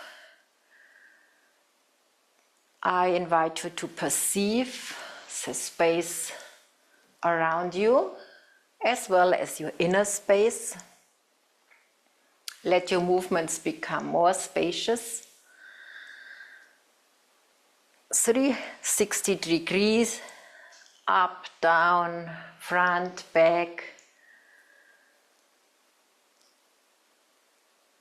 Which new spaces do you want to move into? And then slowly come to a pause and rest, and just notice how do you feel in your body right now, and which resource did you enjoy most. And thank you. And I pass it. Oh, Frida, who's next? Thank you, Barbara. That was really beautiful. I feel connected in my body and in my breath. Really sweet. Thank you. So next, I'm really excited to introduce a group of storytellers who are going to be sharing some of their personal journeys with the work that reconnects and the network. So Bruna Buch is a Work That Reconnects facilitator and a weaver in the Brazilian Work That Reconnects network. She's a microbiologist and educator who is passionate about the systemic view of life and the beauty and power of every little being in the web of life. Geraldine Simeon is a multilingual facilitator in French, Italian, and English based in France who has been offering the Work That Reconnects workshops since 2020. She is the founder of Biophilia, a collective initiative that creates experiential spaces for people navigating transition, collapse, or a longing to reconnect with life. And Priyanka Sharma is a facilitator, a coach, and systems thinker committed to cultivating empathy, resilience, and collective care. Priyanka works with individuals and communities using nonviolent communication, the Work That Reconnects, and empathy circles to foster deep connection and meaningful change. So I'm going to start. I just want to say hello from Brazil. It's a joy to be here with you all today. And my journey as a facilitator began shortly before the pandemic after a 10-day immersion with Adrian Galarza. And I started with friends from the Buddhist Sangha I belong to and colleagues from the university during my doctorate. Later, I teamed up with Lia Beltrão to facilitate studies and practice in the online learning community she created in 2020, and which is still active today. Mostly people in our group are Buddhist practitioners, many of them women, working as educators, communicators, and therapists. And what attracted them was the desire for a welcoming space to share feelings and to practice together. And then this year, an unexpected invitation came along. A researcher from the Brazilian Agricultural Research Corporation, an important public company here, believed that the Work That Reconnects could help mediate dialogue between small farmers, especially against a backdrop of political polarization in Brazil. And he wanted to rebuild bridges among corporation technicians, educators, and small farmers in the city of Concórdia, in the south of Brazil, a place with a strong patriarchal worldview. And in his own words, he shared the following with us. We know that we are not going to change the world with technical solutions alone. if people don't understand that we need a new approach to look at the concept of the sacred and to reframe the way we look at things. And then after this initial conversation with him, we designed a 10-hour online training, which took place in the last April and May, with fundamental concepts and practices like open sentences, the letter from the future, and the callings and resources. And initially the group, mostly men, emerged with a deep gratitude for the land, for the food and the ancestors. And when it came to the pain for the world, they shared their indignation at the environmental degradation, but there were surprises among them. And as a technician shared, he said this: I noticed an emotion in my partner. He spoke with emotion. It was a very good thing. If we didn't already have the new Pope, we would choose him right now. So at the stage of seeing with new eyes, they also confronted the anguish of the working structures that block changes. And as we move it on, talking about the gifts of uncertainty and active hope, one person shared the following insight. We see uncertainty and automatically feel fear, but uncertainty is not synonymous with fear. The relationship between uncertainty and fear is an automatism that we have inherited. I think that we should deal with things as they are and not as we think they should be. And then we closed the training with a circle of blessings where the group, inspired by their shared intentions, already began to organize face-to-face meetings.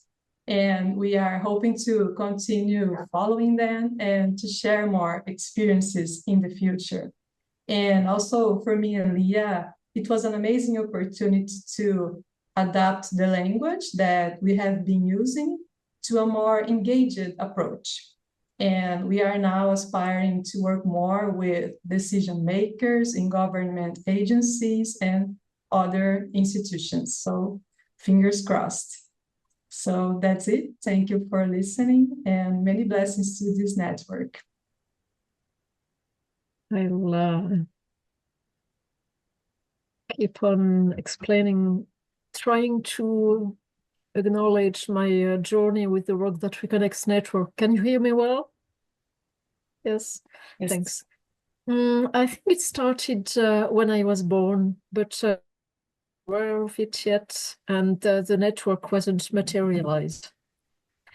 As a child, my feelings weren't much welcome, and I learned how to protect myself and became kind of less sensitive. And but I knew that there was something that I really, all my life, I really wanted to find out what I was supposed to become, or as Joanna puts it, what life wanted to express throughout myself. And at least a decade ago, I wanted to change jobs and to really boost, catalyze ecological transitions. And with really all that work of welcoming feelings, felt sense, emotions, and so on. And I didn't know yet how to do it. And I wasn't able yet to do it because I was trying to survive to some facing some hardships in my life. But I read a book called from Pablo Servigne, Gauthier Chapelle, Raphael Stevens, Une autre fin du monde est possible, Another end of the world is possible. And they talked about the work that the work that reconnects, and it was exactly the approach I wanted to use without being able to create it. So after that, once I was able to, I had the energy and disponibility to create something else. I looked for that work. I read the books and I thought, how can I facilitate that?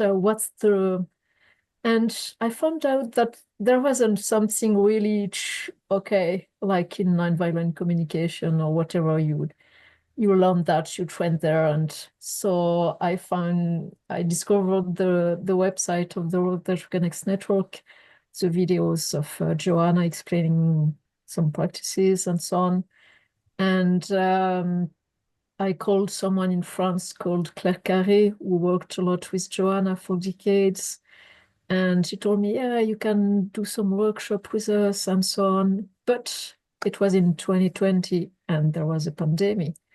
So thanks to the work that Reconnects Network, I was able to take part into my first workshops online with Margot van Greta and Jacqueline Buckingham.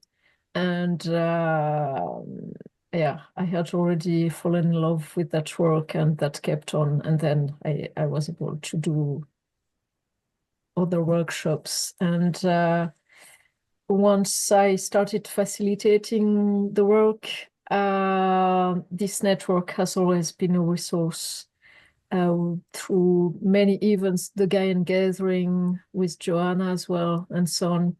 And I'm so, so grateful to all of you supporting this network, and to be able to meet people from all around the world, different continents, to be connected with other people wanting to support life, and to empower ourselves in order to take care of life in those challenging times. And there's something else with this network. Last year, no, 2 years ago, I went back to Italy where I used to live. And by chance, I met someone, an employee. I started chatting with an employee in a museum and we ended up talking for nearly 1 hour and a half. And he told me about Fridtjof Capra. I was already fond of the systemic view of love, but I had never heard of him. He isn't that famous in France. And at that time, I thought, I'm going to read some of his books. And 1 year later, I still hadn't done that. And I took part in the work that Reconnects in the monthly facilitators online event. And Sylvia announced that the network was going to launch a special Capra course program to try to make bridges between the systems view of life and the work that Reconnects. Exactly when I wanted to learn better about that and deepen my knowledge. And I was like, wow. So thanks a lot for that and all those bridges, connections. And I don't know what's going to happen next. Yes, thank you, Geraldine. So I'm Priyanka and I live in Bangalore in the south of India. And it's very strange that all our journey started around COVID. So did mine. It was kind of an awakening.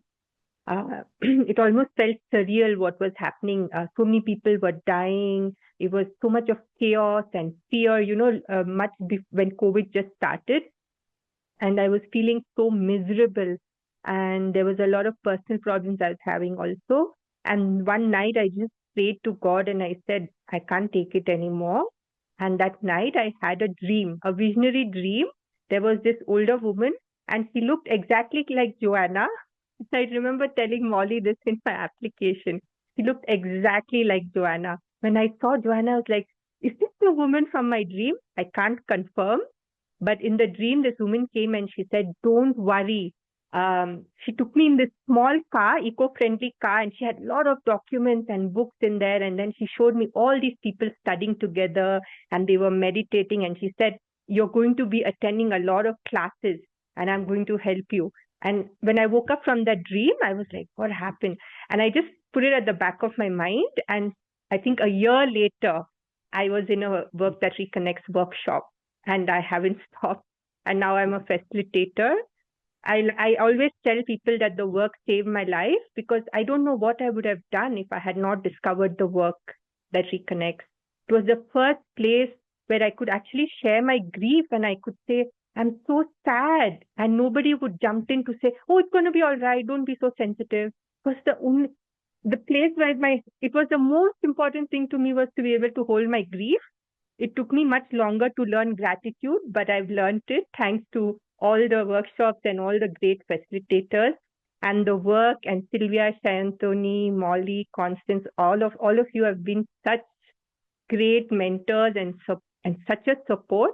Like often you don't know how you're helping people because maybe they don't reach out and let you know.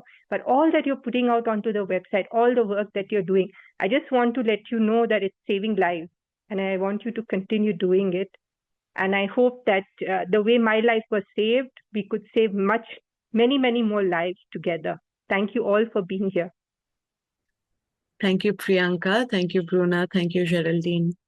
So it was so nice. And it's so uplifting to hear from you. And yes, we definitely do need those reminders to remind us why we're doing it. So that really helps to hear, Priyanka. Thank you. All right. I am very happy to introduce to you all now Margot Van Greta. Can we have her spotlighted? Wonderful. Welcome, Margot. And it's my pleasure to introduce her to you. She is originally from the Netherlands, but now she lives in a spiritual community in Scotland. Margot created Heartbeat Findhorn, inner work for outer action, where she offers transformational courses. She's a Work That Reconnects facilitator, and she has initiated a facilitator training as well. And as part of the network, she is a volunteer for the Facilitator Support Committee, where she works with me very closely. Take it away, Margot. Thank you, Shayantini. And thank you all the previous presenters. Like, it was so inspiring to hear your stories. I would like to read a short inspirational writing. It's called the Shambhala Warrior Mind Training. And it's about combining our longing for a better and a different world with the courage to look within. It has a Buddhist background, and that resonates very much with me. And I heard about it a few years ago during the pandemic when some Work That Reconnects facilitators were supporting social activists, climate activists who were like on the streets and doing intense action in the UK. People from Extinction Rebellion and Just Stop Oil, they were full on. So we held regular spiral journey sessions to support them. And we offered them a few times a week. And that's how I came across this Shambhala Warrior Mind Training. And I just find it very inspiring. So I want to invite you to listen to it as if it's a poem or a guided meditation. So maybe take a moment to, relax your body, feel your sit bones on the seat. Notice your breathing. And just let the words flow through you and see how you resonate with them. So firmly establish your intention to live your life for the healing of the world. Be conscious of it, honor it, nurture it every day. Be fully present in our time and find the courage to breathe in the suffering of the world. Allow peace and healing to breathe out through you in return. Do not meet power on its own terms. See through it to its real nature, mind and heart made. Lead your response from that level. Simplify. Clear away the dead wood in your life. Look for the hard wood and give it its first call on your time and the best of your energy. Put down the leaden burden of saving the world alone. Join with others of like mind. Align yourself with the forces of resolution. Hold in a single vision, in the same thought, the transformation of yourself and the transformation of the world. Live your life around that edge, always keeping it in sight. As a bird flies on two wings, balance outer activity with inner sustenance. Following your heart, realize your gifts. Cultivate them with diligence to offer knowledge and skill to the world. Train in non-violence of body, speech, and mind. With great patience with yourself, learn to make beautiful each action, word, and thought. In the crucible of meditation, bring forth day by day into your own heart the treasury of compassion, wisdom, and the courage for which the world longs. Sit with hatred until you feel the fear beneath it. Sit with fear until you feel the compassion beneath that. Do not set your heart on particular results. Enjoy positive action for its own sake and rest confident that it will bear fruit. When you see violence, greed, and narrow-mindedness in the fullness of its power, walk straight into the heart of it, remaining open to the sky and in touch with the earth. Staying open and grounded, remember that you are the inheritor of the strengths of thousands of generations of life. Staying open and grounded, recall that the thankful prayers of future generations are silently with you. Staying open and staying grounded, be confident in the magic and power that arise when people come together in a great cause. Staying open, staying grounded. Know that the deep forces of nature will emerge to the aid of those who defend the earth. Staying open, staying grounded. Have faith that the higher forces of wisdom and compassion will manifest through our actions for the healing of the world. When you see weapons of hate, disarm them with love. When you see armies of greed, meet them in the spirit of sharing. When you see fortresses of narrow-mindedness, breach them with truth. When you find yourself enshrouded in dark clouds of dread, dispel them with fearlessness. When forces of power seek to isolate us from each other, reach out with joy. And in it all, and through it all, holding to your intention, let go into the music of life. Dance.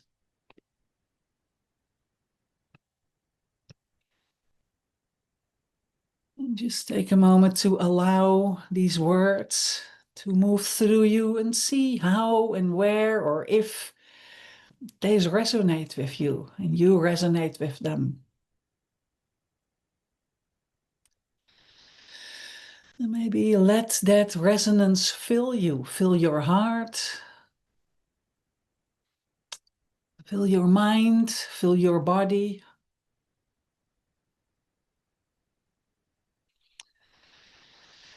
Begin to allow this resonance to radiate out in the room you're sitting in.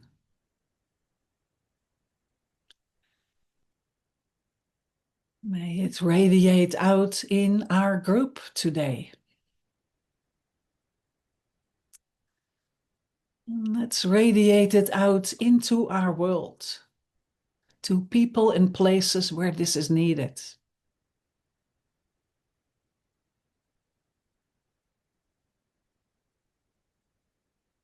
As we do that, let's see that energy returning back to us and touching our hearts. Being grateful for being able to do this inner work together.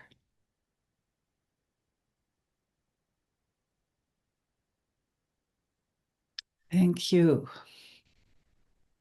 Let's bring that energy back as we return our attention to our room, to our group.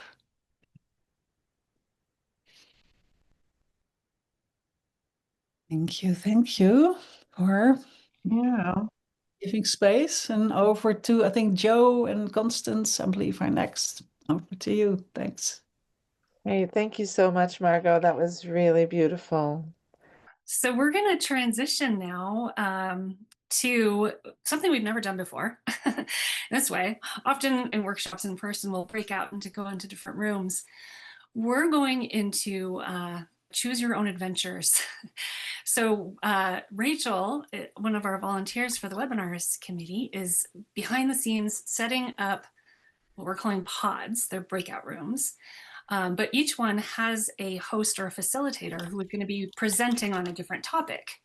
And we're going to start spotlighting those presenters so you can see who they are. And when Rachel opens up the breakout rooms, the pods, you get to choose where you want to go. So we have Siobhan on Seeing with Cosmological Eyes, a teeny peek at the Work That Reconnects Network's natal chart.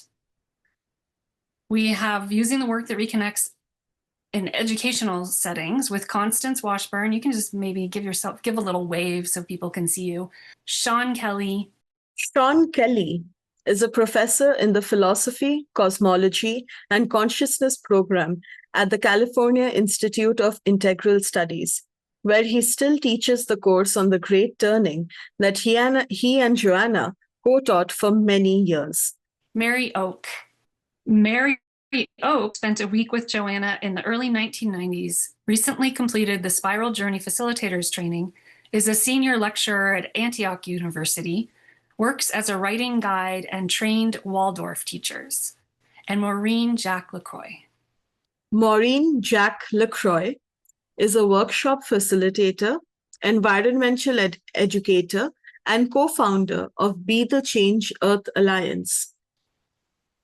Right. And then Seeding the Future, Taking Care of Our Kids in Uncertain Times with Jo Delamore. Jo Delamore is a mother, coach, and Work That Reconnects facilitator who has dedicated over 20 years to the care of children and their families. She is the author of Raising Children in the Midst of Global Crisis, a compassionate guidebook for new paradigm parenting. Jo is also a staff member of and weaver for the Work That Reconnects Network. And then Ancestral Storytelling Salon with Krista Gaston. And Mary Gleason is actually, Mary Gleason is here, great. Mary Gleason through Breathing Through from Pain to Compassion. Mary Gleason is an educator who has been designing and facilitating workshops in deep ecology, ecological identity, and the work that reconnects for over 25 years. Right, so rooms will open and you can choose where you go. Hi. Hi, everyone. I'm Siobhan. So everyone here is staying purposefully for Seeing with Cosmological Eyes.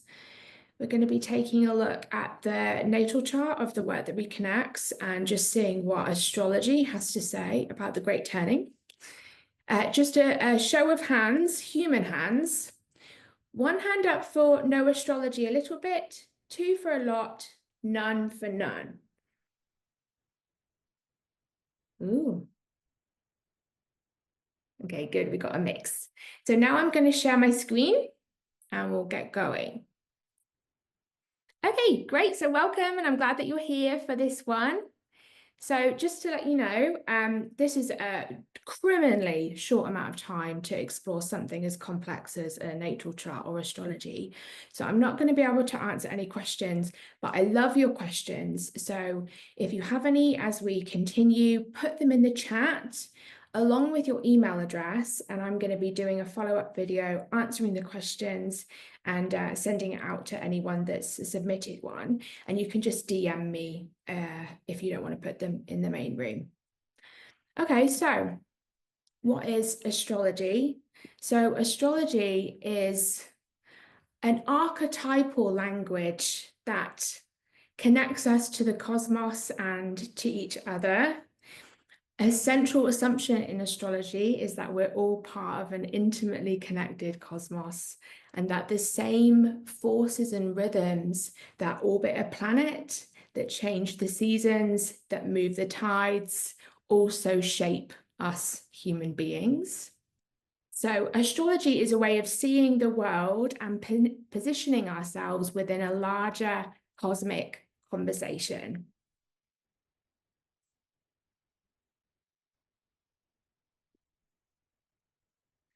But many people dismiss astrology as something which is woo or weird or irrational or primitive. And often they're people that perhaps haven't really studied it beyond their sun sign. But I would also say that we live in times where a lot of people think that the trees sharing nutrients in a forest and trees communicating with each other is also woo and weird. But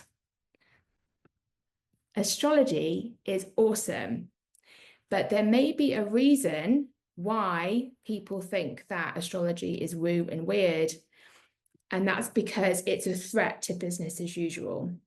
So astrology suggests that humans are not the center of everything and that life is not a linear journey that we can control. The story of business as usual values productivity, profit, homogeneity, control, and extraction. And astrology values mystery, relationships, diversity, and meaning. So most of us have been deeply conditioned to dismiss other ways of knowing, especially those that do not fit within our scientific materialist paradigm, and that instead honor pattern, relationship, and mystery. So what's astrology got to do with the work that reconnects? Well, they go together beautifully and they share a lot in common. So the work that reconnects is all about reconnecting us to the larger web of life, embracing cycles and deep time, and recognizing our place within a vast unfolding story. Astrology does exactly that too. The work that reconnects sees the world as alive and interconnected, and astrology comes from the exact same understanding that we're in relationship with the cosmos and not separate from it. So I often use elements of astrology in my work that reconnects practice. This is super easy to implement, just like you might acknowledge the 4 directions. You may acknowledge the zodiac sign that the moon is in at the moment. And right now, she's in Capricorn. Okay, let's get to the natal chart.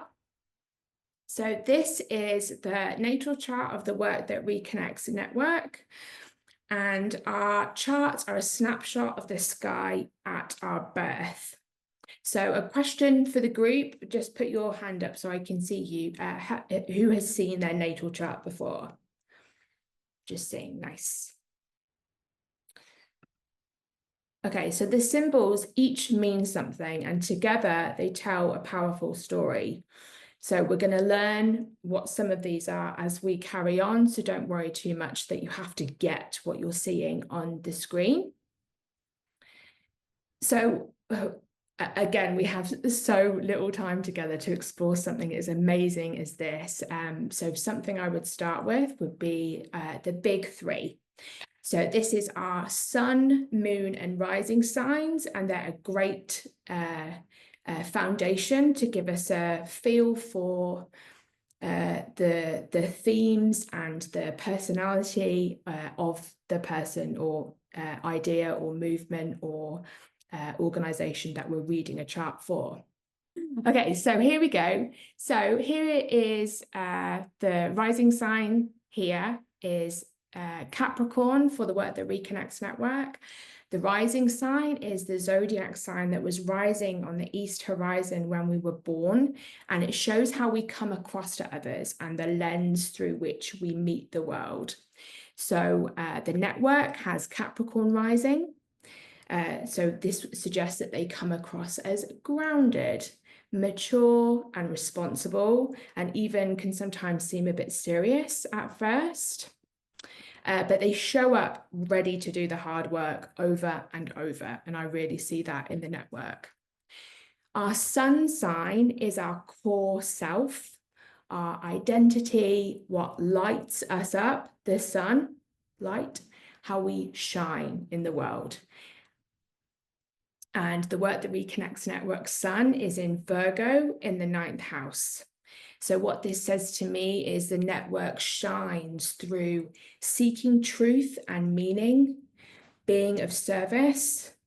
This is a chart placement of a grounded teacher or healer who is drawn to philosophy, spirituality, and service with a strong ethical foundation. Our moon sign is our emotional self. The moon reflects our inner world, our emotions, our instincts, and what helps us feel safe. So the work that Reconnects Network has a Taurus 5th house moon. This is a lovely moon. This shows that the network needs creativity, pleasure, play, embodiment, nature to feel secure. The network finds comfort in nature, art, music, singing, and emotional stability comes through slowing down and enjoying life. Now, somewhat unusually, the big three, sun, moon, and rising, are all in an earth sign, which shows a symbolic and literal connection to the earth, which I thought was quite lovely. So next, we're going to look at a few of the other placements of the natal chart, which I found absolutely fascinating. Okay, so we just talked about the sun in Virgo in the 9th house. Now, right there, we have Jupiter. Here we go. They are hanging out there together.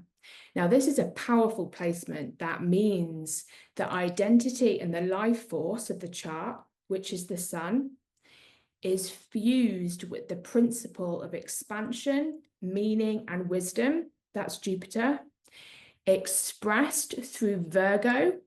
Virgo is precise, humble, and earthbound, and in service. In the 9th house, which is the house of worldview, philosophy, higher learning, and collective purpose.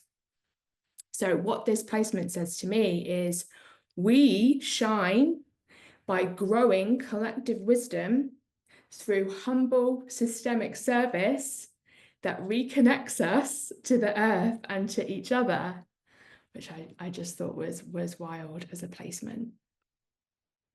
Okay, next. So we have Saturn here at the 29th degree in Scorpio in the 11th house. This is an incredible placement to me. Saturn is the chart ruler, and we know this because Saturn rules Capricorn, the sign of the ascendant. That is not a topic for now, chart rulers, so just trust me on that one. But what this means is that we would want to pay attention to what the chart ruler is always doing in a chart, and here it's Saturn. So Saturn is about commitment, structure, maturity. In Scorpio here, Saturn brings depth, emotional honesty, and a willingness to face decay, death, and enormous change. in the 11th house, this relates to groups, it relates to networks and the future. And the 29th degree is the latest degree, the last degree before you change house and sign. So this is really special. It means maturity in that space, even mastery. So this placement says to me, the work that Reconnects Network is here to be a steady, mature guide for communities navigating collapse or decay, helping us face hard truths together with courage, care, and long-term commitment. But wait, this Saturn is in a strong opposition aspect to your lovely Taurus 5th house moon. So this means there's a tension. There's a tension between 11th house Saturn, who is focused on duty, community, and the long-term collective. But the 5th house moon needs play, creativity, and pleasure, and childlike joy. So there's a tension there. So how this might show up for the network is perhaps feeling a pressure, like that you're being pulled towards Saturn obligations and not always finding the time to play and have joy and have creativity. But what I thought about this when I was looking at the chart is that we literally see this kind of tension that we look to address in the spiral, which is why we always begin with gratitude. And that's kind of my interpretation here, is that the Taurus 5th house moon is our beginning with gratitude before we get to the hard Saturn stuff. We did have a question in chat. Beth asked if you're using a whole house system. Yeah, I'm using whole house. Okay, so now this placement here, we've got Pluto on the ascendant. So Pluto represents transformation, death, and rebirth. And being in the 1st house here, right on the ascendant, is a powerful, powerful placement. Being here in the chart, in the 1st house on the ascendant, tells me that this chart wants to say, I have something to do in this life, which is intense, honest, and confronting, and at times, confronting at times, and it will also be deeply transformative. This placement is saying, I am here to disrupt, to reveal, and to regenerate. And when I was looking at this, I thought this placement with Pluto on the ascendant in the 1st house is basically saying, I am the great turning. Now, not only that, but Pluto here is in a striking and supportive relationship that we call a trine to the sun. So this is amazing, and just kind of further clarifies it, that the network's here to do some important stuff. It says very loudly that the identity of the network is to help transform, which is what we see in Pluto. Okay, so when I spent time with this chart, it was so remarkable what the placements and relationships say about what the work that Reconnects Network is here to do. So I'm not going to read all of these, but maybe take a screenshot if you are interested, rather than go through all of them. But so many of the themes were, and the relationships and the aspects were speaking to what I see as the work that Reconnects Network doing in the world. It was really quite extraordinary. Although I shouldn't be surprised, because that is literally what I see in astrology, is these connections and these relationships. So yeah, it was really awesome. Okay, next we're going to look at your solo return chart for the network, which is this September. So the solar return is when the sun returns to the position of your natal sun each year. It's your astrological birthday, not till September. So the solar return chart is on the outside, and the natal chart is on the inside. So the solar return gives us some insight into what the themes of the year might hold and what are some of the challenges possibly. This is a popular time when people might want to have a reading with me or someone, usually a month or two before their solar return. Now, there is so much that we could discuss here. It's so painful to keep this short, but I'm just going to focus on a couple of big things that I see that seem to speak to a connected message.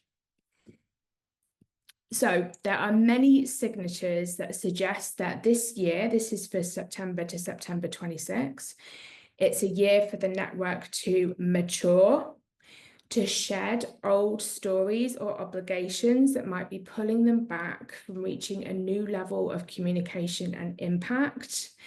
What is particularly striking to me is the placement of the solar return Saturn, who's the chart ruler, don't forget. So Saturn is always important to the network's chart. And in a relationship with the natal Saturn here. They are both at the special, they are both at the special 29 degree of their sign and house, suggesting a culmination or a release or okay, so Saturn is asking what needs to be let go of so the voice of the work that reconnects can mature into what it is meant to be. And Mercury, Jupiter, and the Sun are all in play here too, speaking to communication, expansion, and identity. There's so much more that we could say. Astrology has a lot to say about the Great Turning. There's a lot going on in 2025. All the astrologers are going crazy about how much planetary movements are happening. And there's a lot that's happening if we look, right, everyone take a screenshot. Astrology is screaming the Great Turning right now. We've got planets that are moving in different ways, which are suggesting that there's a breakdown of systems in many areas. This is going to be hard times ahead for us all, but we kind of need to stay connected and courageous and together as we're entering a period where the systems are unraveling. So what does astrology have to say about the Great Turning? Astrology might say it's all a spiral. We are all of us so intimately entangled with the cycles of the cosmos, and the planets and the spiral of the work that reconnects are reminding us that we're always moving in cycles of transformation, expansion, contraction, and rupture and integration. Another way of saying that would be moving in cycles of gratitude, honoring our pain, seeing with new and ancient eyes, and going forth. The Great Turning isn't just a single event, it's spiraling and orbiting, and it's happening now, and you're all here in it. Thank you. All right, I am very happy to welcome us back. And now can we bring back to our stage Priyanka Sharma, please? It is my pleasure to welcome Priyanka. Priyanka and I met when she signed on for the CAPRA course with the network last year, and it was a pleasure to have her in one of my study groups. And her and I are technically neighbors compared to the rest of the people in the room, because she lives in a city just down the road from me. So like about 600 kilometers. So yeah, hello neighbor. Hello. So welcome everyone. Today I'm going to lead you all through an embodied poetry session from the Khasi poets. The Khasis are a matriarchal people who live in the northeast of India. And for those of you who are not familiar, matriarchal societies are truly compassionate societies, gender neutral, they value equality, and life is valued over violence. So the way they make decisions, their political system, is all based on promoting non-violence. And I studied matriarchal societies because I wanted to understand, even though living this value of compassion, is it even possible? And that these societies were living like that for centuries and we didn't even know. I think that really we didn't study about them in school. There's a lot of also misinformation about them. So this poetry, this poem is from the Khasi poet, and the matriarchal societies view nature, everything in nature as sacred because they recognize the interdependence of life. Systems thinking is not something new. These cultures, ancient and indigenous cultures knew them for a new systems thinking and lived it for a very long time. So all the, everything in nature was sacred, and that's how it was viewed. And going to use an exercise from focusing. It's based on the work of Eugene Gendlin. I'm not going to show you the poem, I'm going to read it so that you can really focus on what's happening in your body. So as I'm reading it, I invite you to take a position that's comfortable for you. You can keep your eyes open or closed, whatever meets your needs. And we'll start by taking a few deep breaths. You can inhale through your nose, exhale through your mouth. And if there are any thoughts that are keeping you from being with your body, you can put them on a shelf, imaginary shelf behind you. Let your mind know that you come back. Simply breathing in and breathing out. And now we're going to drop into the body.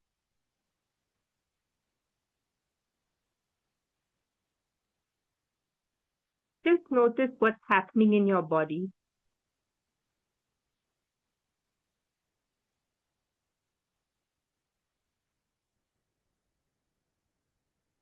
Now I invite you to find a place in your body where there's peace, where there's joy, where there's tranquility of nature. When you're in nature, when you see something beautiful, bring your attention to that part of the body.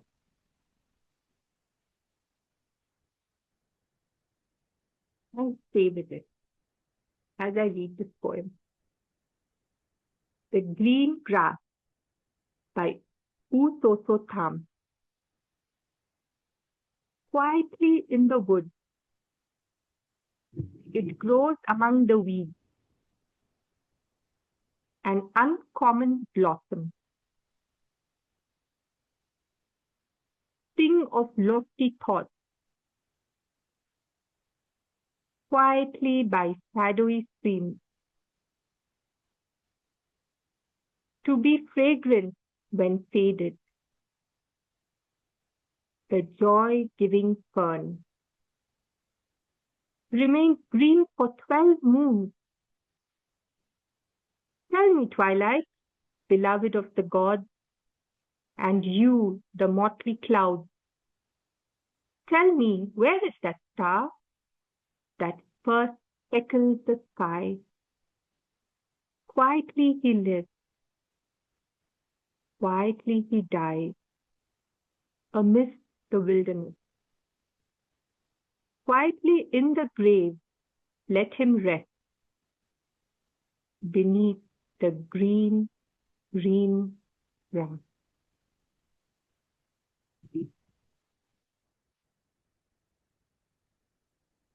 When you're ready, I invite you to share what was happening in your body as I read out that poem. I have time to hear from 2 or 3 people.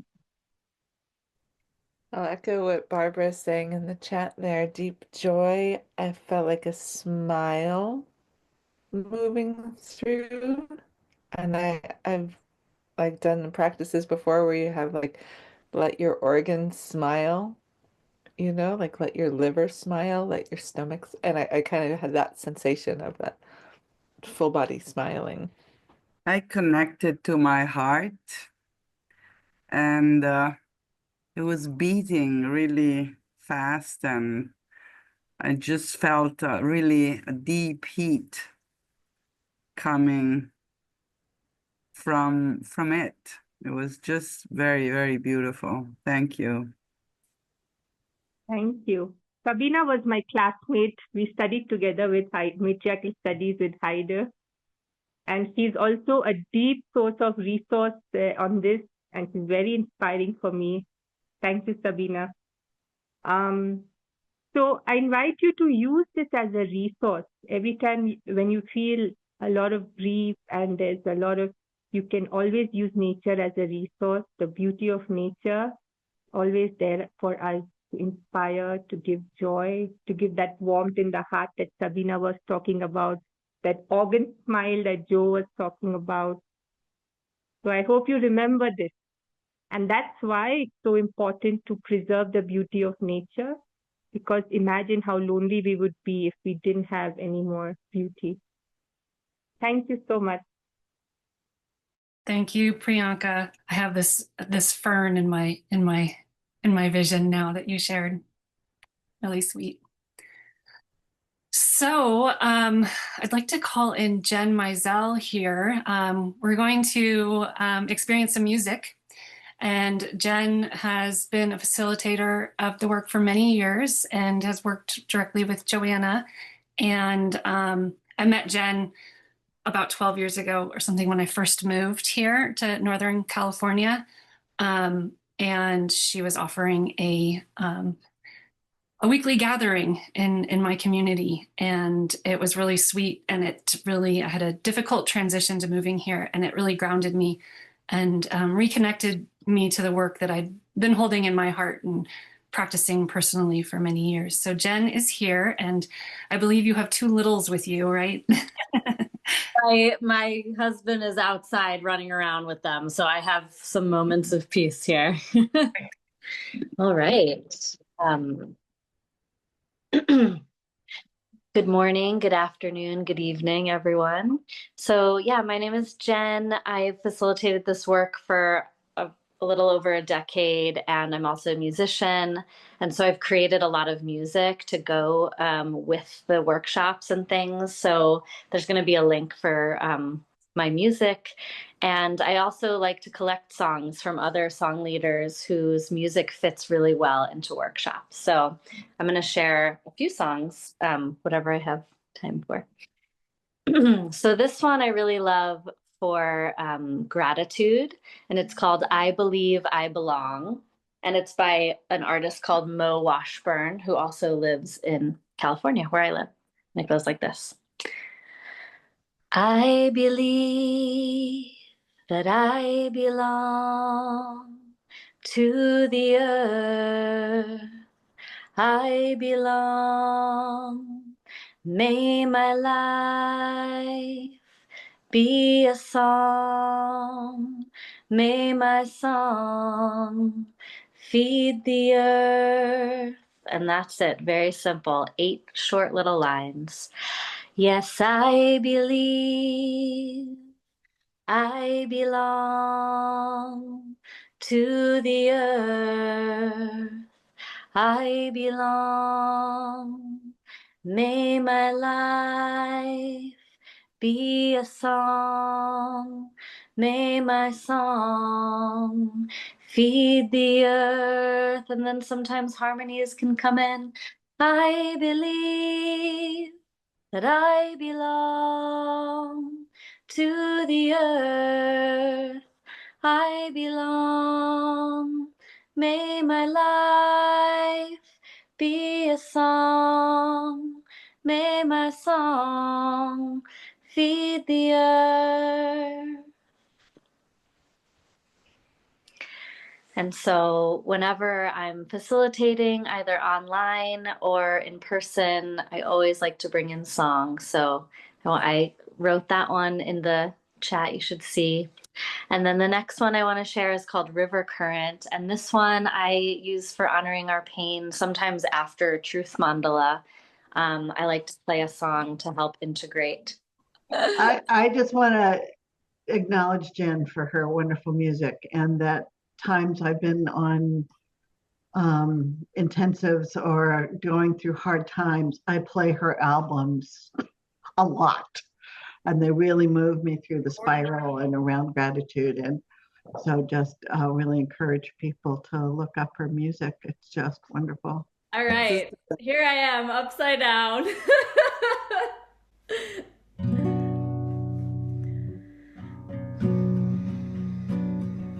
So this song is called River Current. If it makes you dizzy to look at me, just to close your eyes.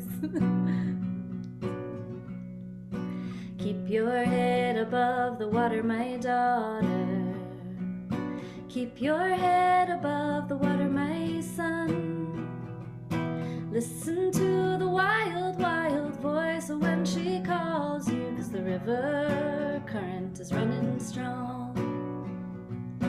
Listen to the wisdom of your body. Listen to the wisdom of your soul. Listen to the wild, wild voice when she calls you, 'cause the river current is running strong. When you made your prayers on the riverbank, angels made a plan, a course for you to follow your dreams. Now the river beckons you in. Keep your head above the water, my child. Keep your head above the water, my one. Listen to the wild, wild voice when she calls you, 'cause the river current is running strong. Listen to the wisdom of your body. Listen to the wisdom of your soul. Listen to the wild, wild voice when she calls you, 'cause the river current is running strong. When you made your prayers on the riverbank, angels made a plan, a course for you to follow your dreams. Now the river beckons you in.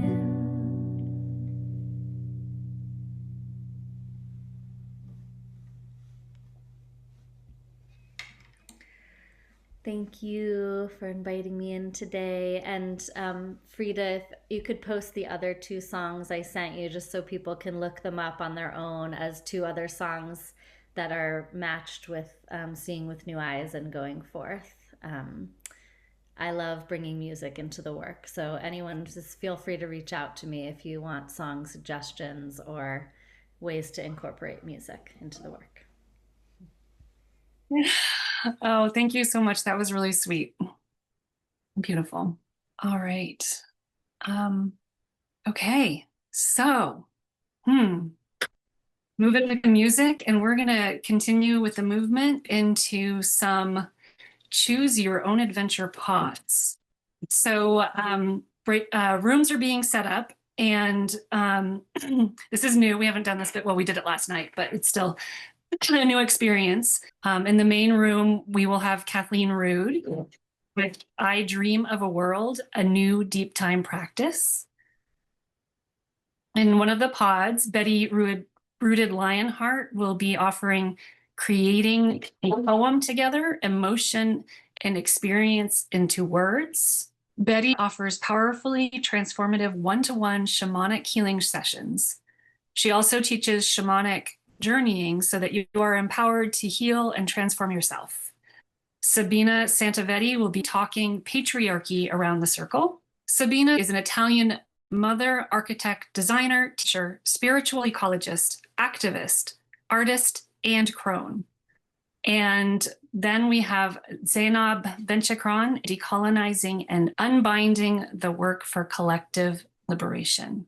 Zainab is a somatic coach and facilitator of the work that reconnects, based in Morocco. From social justice and climate activism, she transitioned to supporting people seeking purpose, resilience, and deep transformation. She is focused on the intersectionality of the polycrisis with colonialism, patriarchy, and oppression.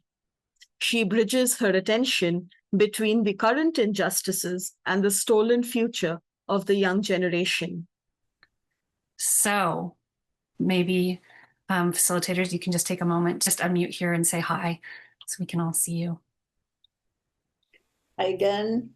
Hello. Hello. Yeah, great. So how do we choose? So yeah, if we're ready to go ahead on and open up the breakout rooms, I'm going to pause the recording. Hello everyone, I am Zainab, and this is a pod about decolonizing and embodying the work for collective liberation. I was late in recording, so I'm not going to repeat my introduction. So, the first thing I want to discuss is the roots of the industrial growth society and see if we can use like an amplifier, but like a decolonial lens about it. And so, we talk about 3 universal poisons. And first, I want to stop there right now. When we say universal in a decolonial lens, it's always dangerous because there's a risk of erasing, the history of inequalities.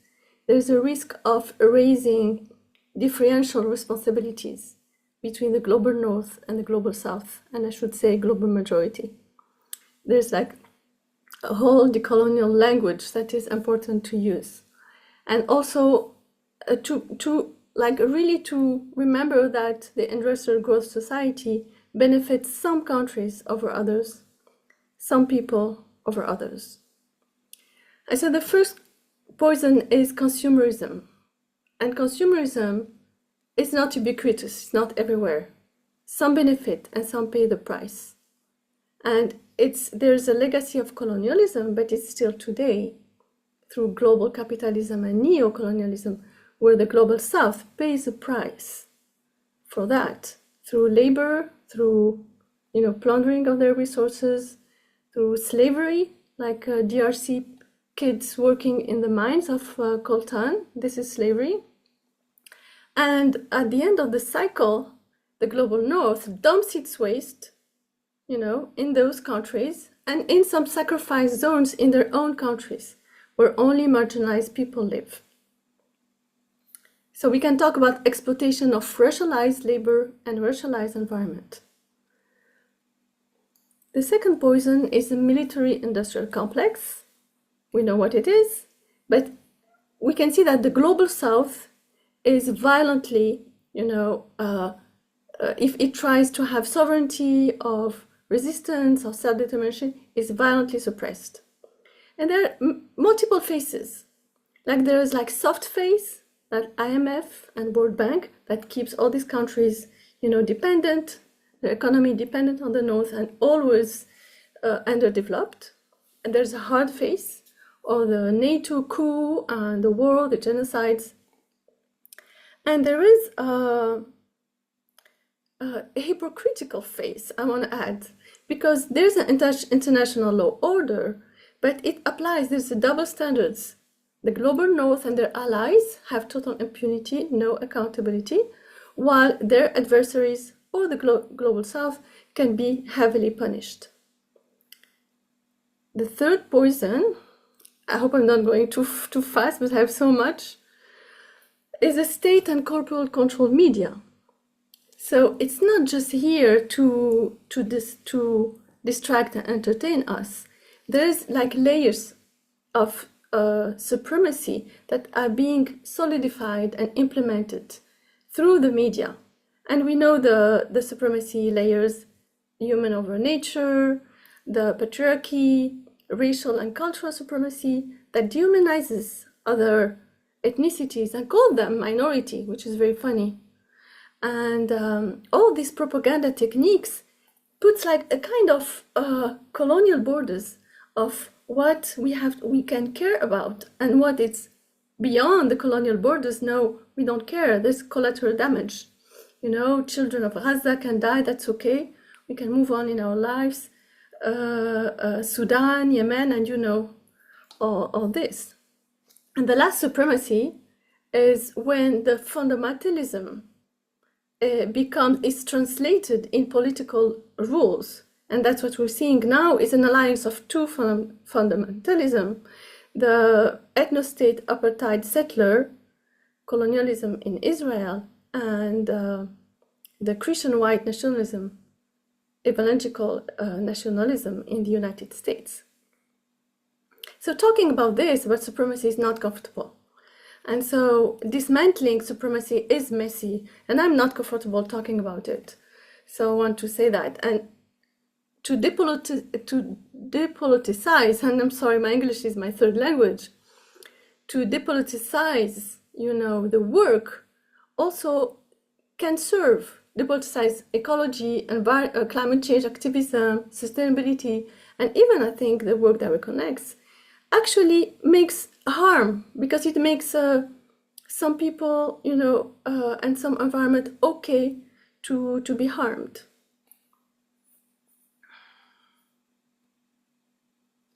Okay, so this is so I found this. So I was thinking about oppression. I thought, okay, but see, when industrial growth society grows, what grows in the same time is the oppression. And actually, I would like to call it industrial oppression growth society. And when we say general statements about oppression and discrimination, even unintentionally, actually, it creates more harm. I don't think I have time to go through this this wheel. There are many wheels. I like this one. So it's called Wheel of Power, Wheel of Privilege. This one is called Intersectionality Wheel from the Canadian Research Institute of Advancement. I put it there. And it shows that privilege is multidimensional, but oppression also is not only intertwined, but it compounds. If you have like a black skin, if you are Muslim, if you are disabled, if you have a refugee status, you see where you can go, you can imagine. And so the entanglement to the system is kind of linked to our social and political location. Here we call it identity. And that's why, for some people who have privileges, it's hard for them to see the barriers, the pile of barriers that others have to face to have something similar, like a level of safety and comfort and opportunities. And so the system of harm, actually, it limits our perspective by design. It's not our choice, but by design, it keeps us shrink. We shrink our body, our hearts, and we shrink also our perspective. We are often, not everyone, luckily, but the majority of people are under this colonial, circle of empathy, of concern, of care. And to address that, to address our blind spots, and it takes courage. It's a first step. It triggers a lot of emotions, but it can be very, very rewarding. I'm gonna move. Okay, just 1 second. I'm gonna just bring some notes next to me. So now I was thinking, so how about the practices? So now we have the context. We can amplify the decolonial lens on the context. But how about the practices? First, for me as a third language, African, North African, because Africa is not a monolith. I see, for me, it's very obvious how the frame of the work is Western cultural language. There's a paradigm imprint of it. Just some example. We're listening to songs. For me, songs sung in English or poetry read in English doesn't spark as much emotions in my body, in my heart, than it can spark to English-speaking, native, people from the same culture.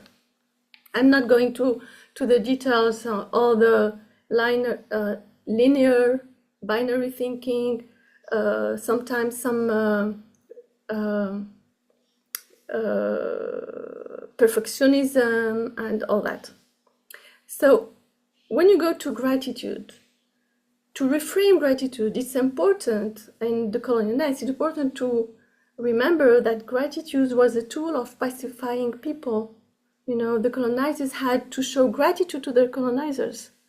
So it's important when we reframe it through the colonial lens to acknowledge the erasure of the history of oppression, to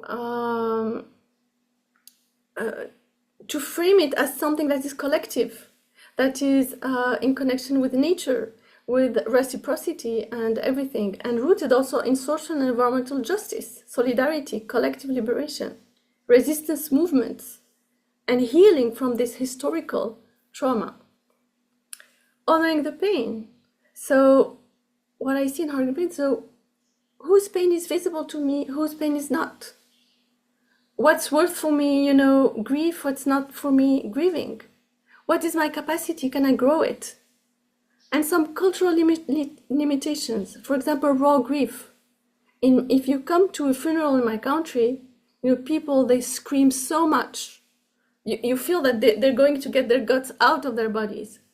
Would that be, allowed, in a Western dominant setting? Just asking. And then when we talk about seeing with new eyes and ancient eyes, so when we change paradigm, how do we do a deep repair beyond mere acknowledgement of the harm? How do we center the underrepresented voices? And how do we avoid, performative seeing with new eyes? How do we embody it really in our system and in our community? Then going forth, so rushing is the pace of going forth. So we go to the spiral, okay, I'm ready, I go forth. There's a risk of replicating the same logic, the same tools, the same paradigms. But the question is, what is my intention when I go forth? Is it to avoid my pain? Am I doing it with someone? Who do I support? Who supports me? How is the collective going forth going? I don't know time-wise where I am. Okay, so great turning. I'm gonna bring some. Oh yeah, this one. Sylvia will like it. So the first thing I was thinking, the system view of life. I wanted to bring the system view of evolution to the three stories. So we say we choose the story. And actually what I feel is we can see it on the process of evolution, and they're all living at the same time. We have business as usual is the open living system we are in. And actually it is getting from the planet that is going beyond the boundaries. It is getting it somehow. And then the great unraveling, actually it's a story of grief. It's a story of repair. So what is it that we need to attend to, in this composting, in this restoring dignity? We can't leave people behind. If it's a life view, no one can stay behind. We have to maybe to attend to some care, to attend to some trauma that will just follow us in the great turning. And then in the great turning, I'll try to finish with that. Can we do the great turning, here behind our screens, following a PowerPoint? I'm talking about myself in a comfortable house, while I feel safe. Well, I don't know. I wanted to go to the Global March to Gaza 2 weeks ago. And I couldn't sleep for 1 week. I even asked the visa. And so the decolonial voices talk about disruption. They talk about truth telling without the truth telling being, sugar coated because we want to appeal to people, because we don't want to be rejected, because there's the propaganda is saying you can't talk about Palestine. No, you're losing your friends, your family, and I'm losing a lot of people here by talking about it every day for a couple of hours. And so the risk, what is our risk tolerance? How can we grow it? How can we grow with community?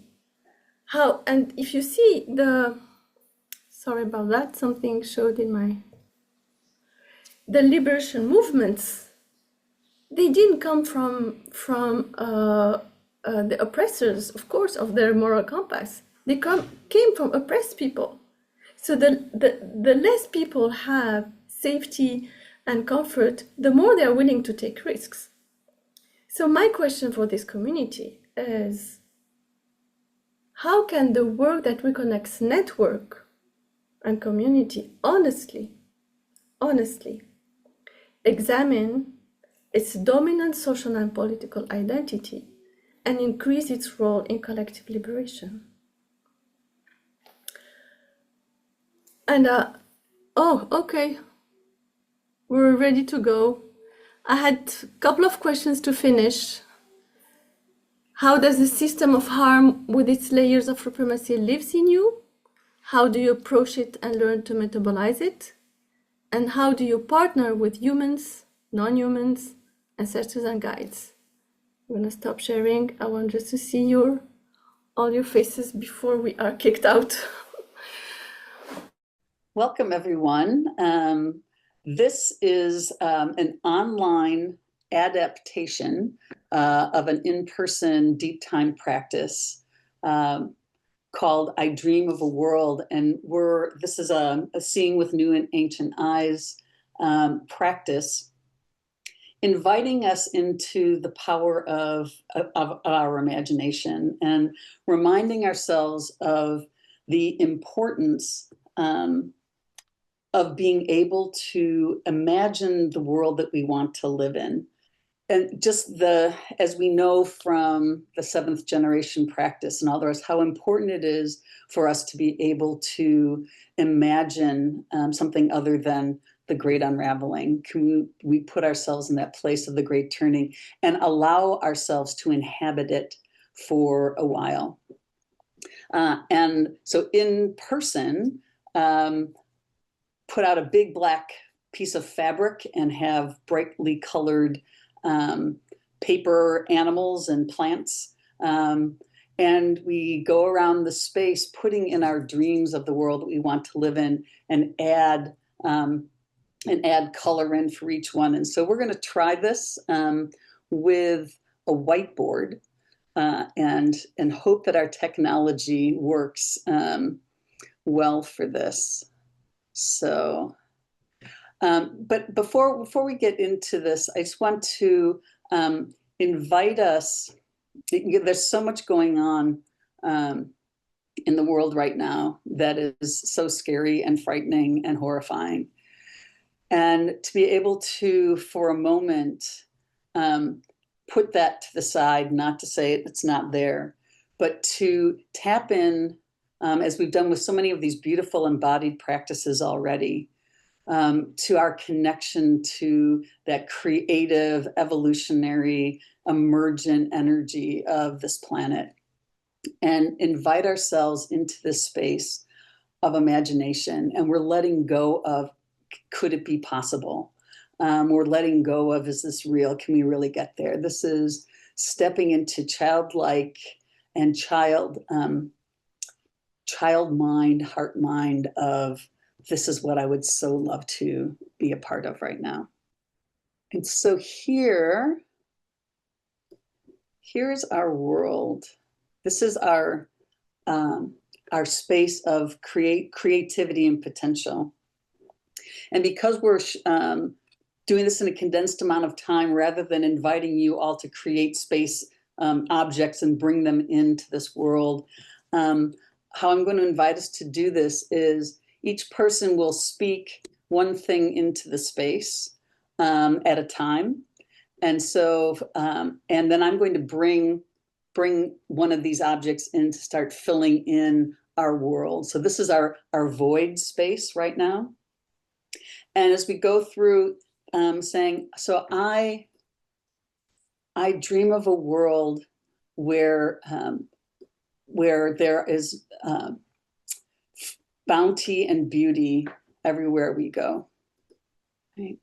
And then next person, and I'll keep bringing in and adding in to our world. And I'd like us to keep going, we keep going around and around. And Frida, I'll have you start. Oh, I dream of a world where all children are loved and know that they belong.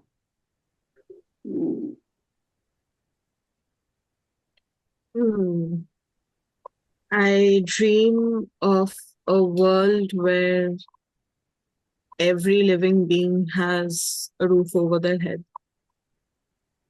I dream of a world where there is more green and trees than cars.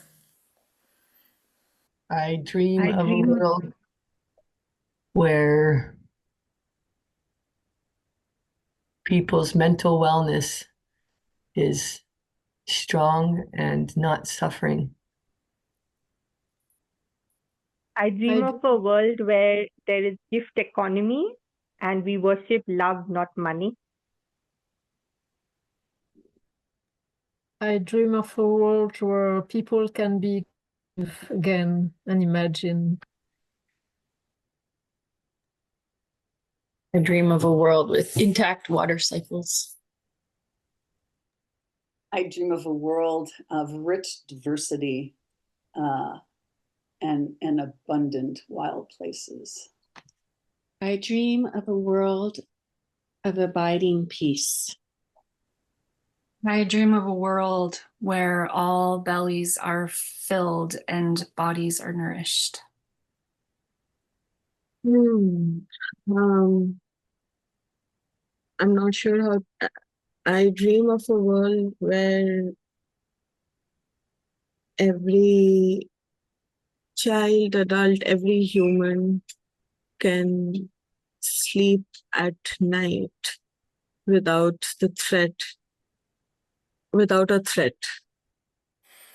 I dream of a world where old people are honored and welcomed. I dream of a world where love is reigning and war is no longer, and people are no longer suffering from the traumas of all of that. I dream of a world with lots of celebration.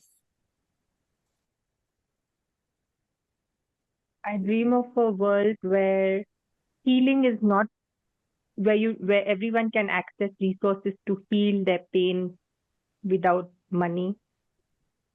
I dream of a world where there is so much harmony between human beings, nature, animals, such a great connection. I dream of a world where somehow chocolate and coffee can be sustainably grown everywhere and accessible to all. I dream of a world where we are living in peace and harmony. I dream of a world where women can go for walks at night. I dream of a world where there is much more flourishing education and way less military spending. I dream of a world where people have plenty of time for singing and dancing. I dream of a world where Indigenous voices and wisdom are strong and people are connecting with those teachings and reclaiming and weaving within non-Indigenous circles. I dream of a world where we all have strong dialogue skills and curiosity about other points of view. I dream of a world where there are no rich people and no poor people, and the moment someone has more, they gift it to everybody else. I dream of a world where each people would feel empowered enough to avoid trying to control other beings and to feel secure enough. I dream of a world where there are more networks like the work that reconnects that are non-hierarchical and that work with group consensus, and more of these forms become familiar to all of us and practiced. And so now let's take a moment to embody this world. And so imagine now that as we look at this beautiful world that we are dreaming into being, that there is a door in front of you. And when we open that door, we are stepping into this world. And we're going to be in that world for some time, at first in silence. And then I'm going to invite you to share what it is you're hearing or seeing or feeling. And so in front of you now is this beautiful archway, this doorway into this world that we have dreamed into being. And I invite you now to open the door, fully step into this world, and be in this world, opening all of your senses. And step into this world now.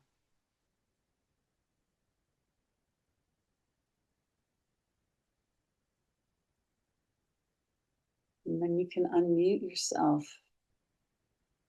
You feel like to share, what is it that you're hearing, seeing, feeling, tasting?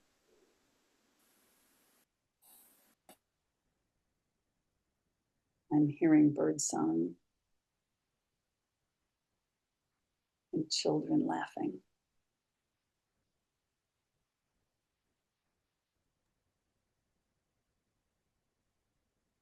Seeing people with open arms and smiles.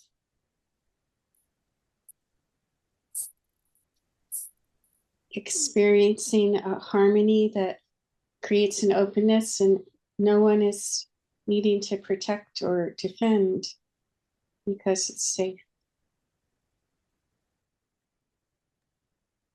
Seeing groups of women laughing. I feel a big relief in my body in this world. World is so beautiful, beautiful trees and flowers and animals, and everyone is cared for by someone. There's nobody dying because of apathy or because no one cares. Sounds like we are at the same place. Thriving nature, peaceful children, and people caring for each other. I'm hearing the sounds of the land and the beings of the land and the seas and the skies. And the sound of the machines is slowly fading.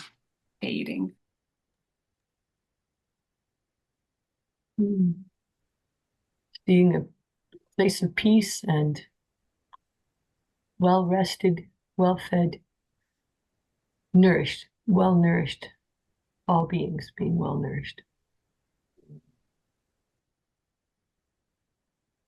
Feeling ease and warmth, connection.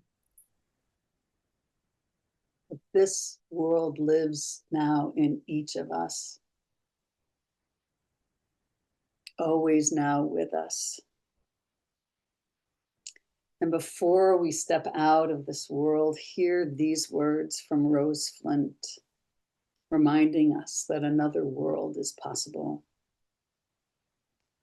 We can dream it in with our eyes, open to this beauty, to all that Earth gives each of us, each day, those miracles of dark and light, rain light, dawn, sun, moon, snow, storm gray, and the wide fields of night, always somewhere opening their flower, stars, this. Another world is possible, with river and birds, sweet and free without fear, without minds blind to harmony, to how we can hold.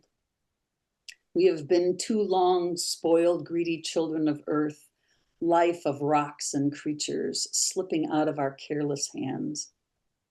We must stand now and learn to love as a mother loves her child, each cell of her, each grain of her, each precious heartbeat of her that is ourselves, our path, and our journey into our dream of future, where another world is possible, cradling this one in its arms. So now, cradling, bringing this world back into our world so we can cradle it. We now step back through the door, coming back into this time, bringing this world with us.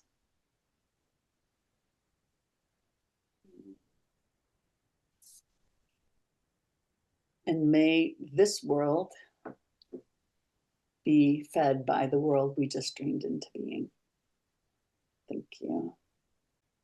Okay, welcome everybody. Welcome back to the main room. I hope that you had the chance to go a little bit deep, even when the time was restricted. It was in a room, in room 4, sorry, room 3, pod 4, with Zina, and decolonizing and inviting the word that reconnects. And one thing that it hit me, it was something that I always share. You know, English is my second language, and I don't feel the same when I do a spiral in English than when I have the opportunity to do it in Spanish with people who speak my same language. So that's for me. And I want to invite you in this next 10 minutes to share what surprised you, what inspired you, what hit you from what you experience in your pods.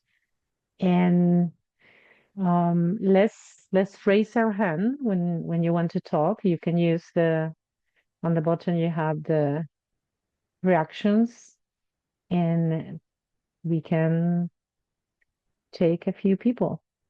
So maybe one from each one of the pods who feels called. Betty, go ahead.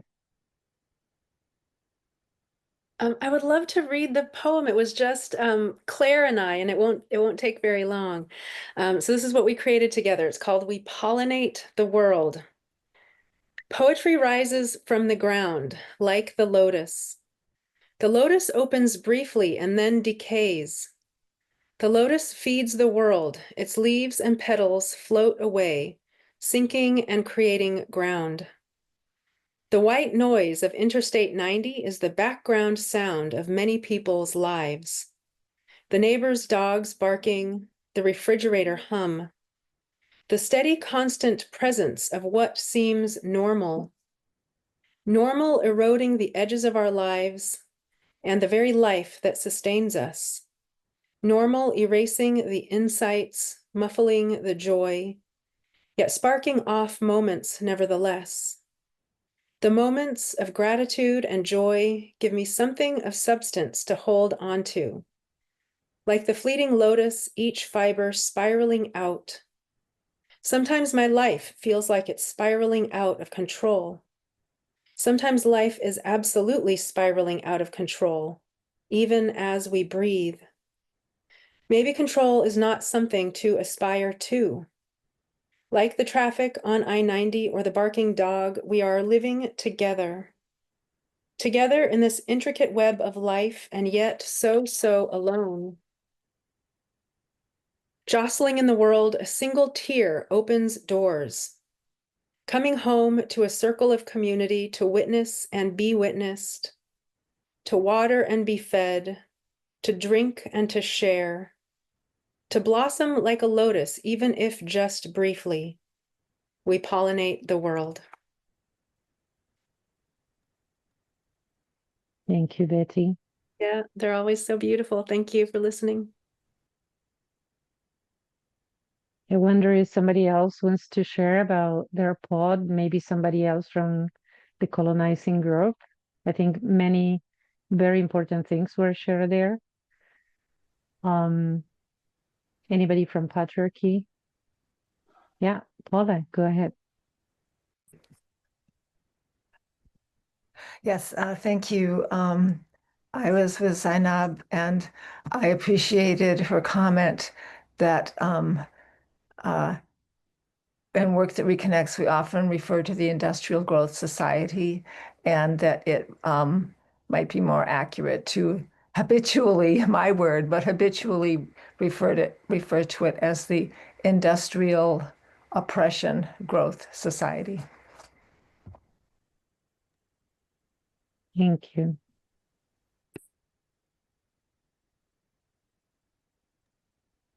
Anybody from the patriarchy group wants to share? Yeah, I really want to congratulate and honor Sabina for her wonderful courses and programs and organization that really is looking at the patriarchy and role of women and matriarchy. And yeah, so just to have the opportunity as a woman who was raised in the 50s and 60s to feel into how deeply affected I was by the patriarchal structures that were in place that I didn't, you didn't see then because that was just the way it was. So being able to pull away those veils to be able to understand there's a different way. So we got to power over to power with. Thank you. Thank you, Constance. Okay, thank you. Well, before I pass it to Joe, I want to leave you with this idea of really the work that reconnects is not something to do, sitting on a couch and sharing through a screen, even when this is a tool that we have, is a tool that allows us to meet from different countries and different time zones and places in the world. But the work that reconnects is aimed to be done in your community, in your life, and with your hands, with your feet, and with your heart, wherever you are. I'm noting the time and want to honor everyone's time. And I'm just wondering, just for a moment, as a way of parting, if maybe we could just take a couple of breaths together. This has been a really beautiful gathering. Maybe just check in here. Just look around. Some folks have had to leave, but we're still here. We hold them here with us too. And just breathing together, inhaling with the fingers up and exhaling down. And just finding your own rhythm. And just a couple of breaths here together as a community.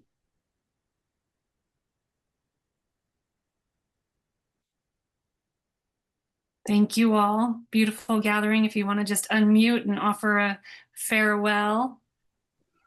Love you. Thank you. I have to go.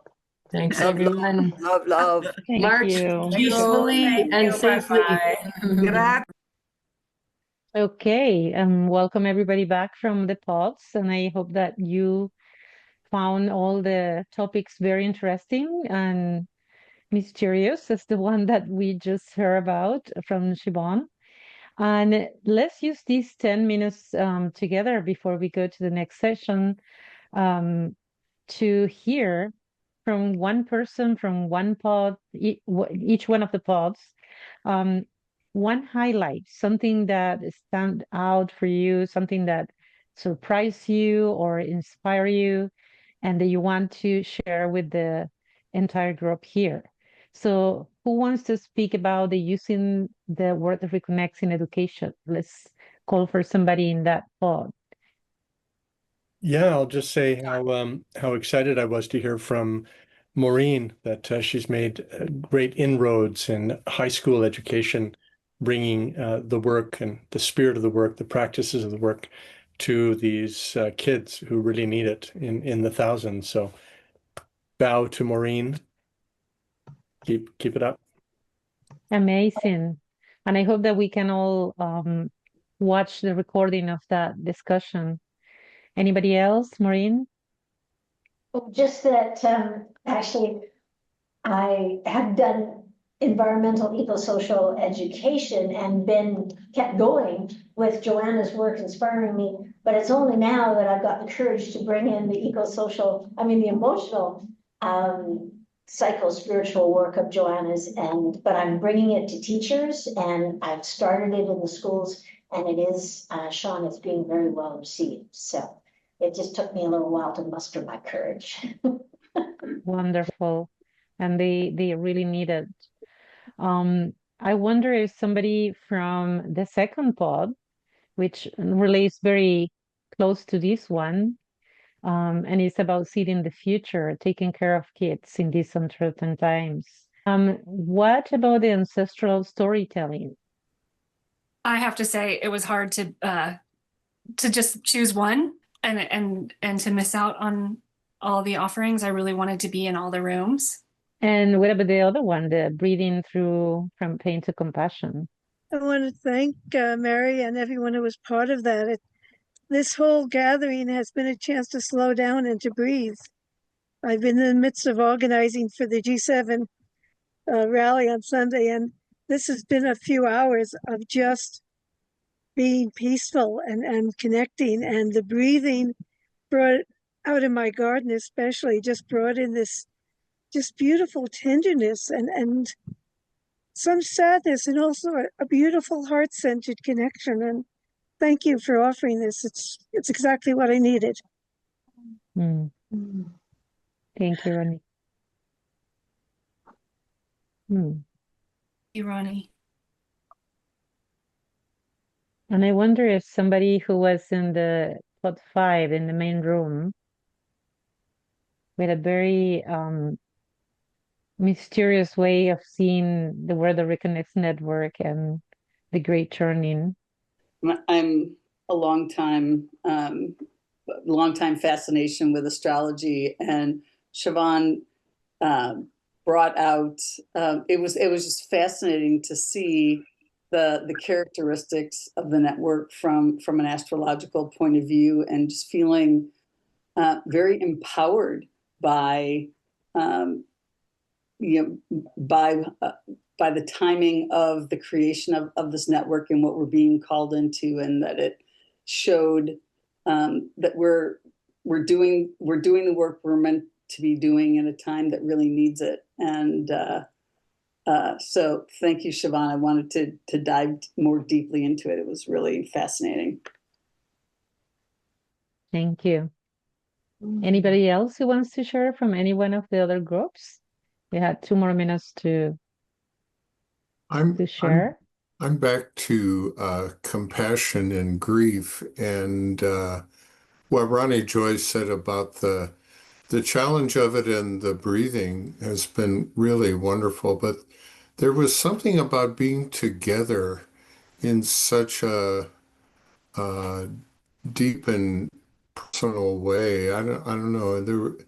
That was really special about it. Thank you, Michael.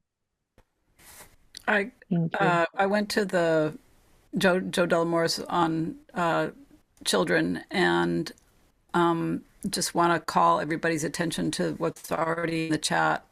Her book, we talked a little bit about that, and it's too hard to summarize anything, but I'm more motivated than ever to get the book and perhaps participate in one of her offerings to help answer the question, how do I talk with the kids about it? Yeah. Okay. Well, thank you so much, everybody, for sharing. Pass it to Joe. Great. Thank you so much. This has been so rich and beautiful, and just It feels like a great opportunity to have slowed down and connect, which is interesting and funny because we were working so hard to get it ready. And I kind of was like feeling, but here we are, in the moment together with each other. So great. I want to invite Constance in with me too. We're going to talk a little bit about going forth. And we're just going to kind of come to that part of the spiral, um, and just acknowledge that I miss Siobhan's astrology and I can't wait to see the recording. But like Kathleen was saying, we've been called into this, right? So here we are in this magical way. And I don't doubt that there's some very specific reasons that we're here and that we've been called to do this work and some very specific things to do next as we go forth. So despite all of the challenges and the forces that might seek to push us into despair and isolation in our world, we're being called by our love for life. And we know that we're connected. We know our work is to continue to nourish life, to reach our hands out to one another, to help each other remember, to walk each other home to our shared awareness of this living interbeing, and to align with the wisdom of life and co-create a livable future. And there's a lot of different ways that each one of us are doing that in our lives. A lot of different ways that we might be called to take action, to take empowered action to serve life. And one of the ways that we have in common here is to be engaged with the work that reconnects, to be engaged with this community, and hopefully to support the flourishing of this community. So this is something that I know that we've all benefited from the work. We've all benefited from the gifts of the network. And in our commitment, our shared commitment to a regenerative and thriving world for all beings, we're asking you to go forth with us, to cross this threshold of our 10-year anniversary and begin to find your own way of contributing to and collaborating with this living network of life-loving human beings to nourish the next 10 years, to nourish what these next steps are and how we're going to help each other through some of these increasingly more and more turbulent times that we're facing. So Constance, I'll pass it to you for that next part there. Yes, we have been working very hard for 10 years to create a structure that holds the community of the work that reconnects in a non-hierarchical way. And typical nonprofits are, you've got the director and they say this, and we have the board over the top. We're flat. We are a very flat organization. We have 7 weavers at the moment, 4 staff, 3 volunteers, and we make all our decisions collectively. And we also are trying to make the work accessible around the world to all different levels of income. So we offer everything through the gift economy. People can pay as little or as much as they want.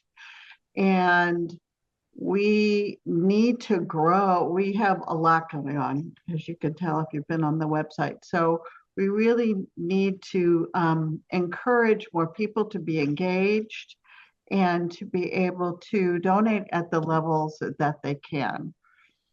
And we're not beholden to outside power. So it's us. We're a living system where we have to learn how to nurture ourselves and nurture each other as we move through, and to be a mutual support system.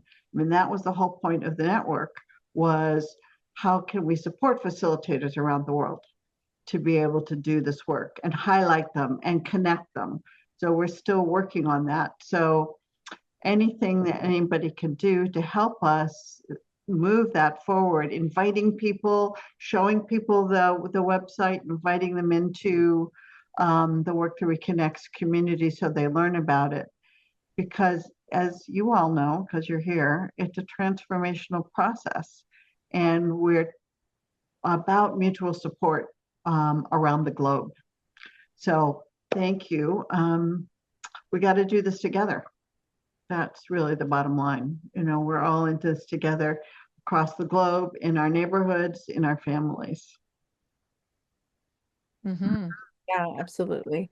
And there's a lot of things about the work that Reconnects Network that are not like typical nonprofit organizations. You know, like Constance said, we're not beholden to big funders. Most of our income, most of our revenue stream comes from event registration donations. It comes from membership contributions. So it's like little bits that come from lots of people around the world, which is beautiful. It makes us very resilient in that way. But also something that we have in common with a lot of our fellow nonprofit organizations is that it's been hard to maintain within the context of late stage capitalism. It's really tricky. We really are stretching our capacity all the time. And to be completely honest, we've been really struggling over the last couple of years as we've grown, and we have such a small team. We've really struggled to keep up and to meet the desire and the need and the demand for this work in the world. So we've taken a couple of big steps in the last couple of years. As you probably know, like the brand new website and the production of the Gaian Gathering and the redesign of the Deep Times Journal. And we've been grateful in the last couple of years to receive a few large grants and donations from foundations and individuals who really believe in our work.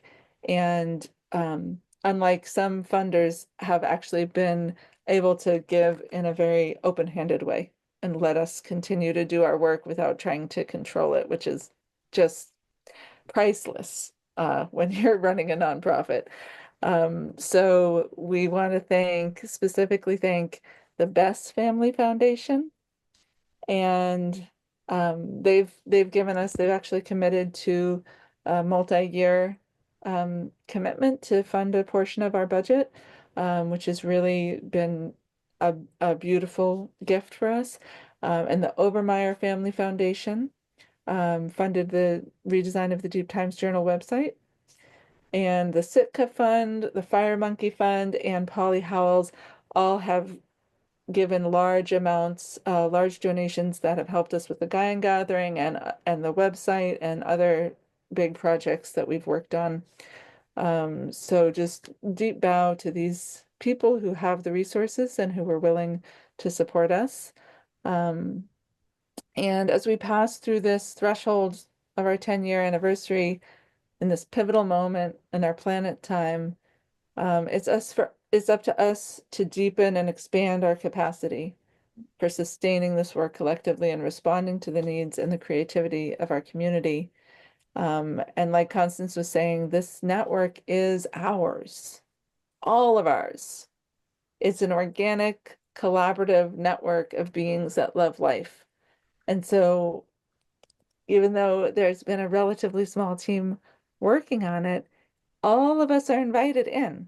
And we want to encourage you to find your way into the network to help because it will increase our capacity to continue to serve. So I'll pass it back to Constance for the next part.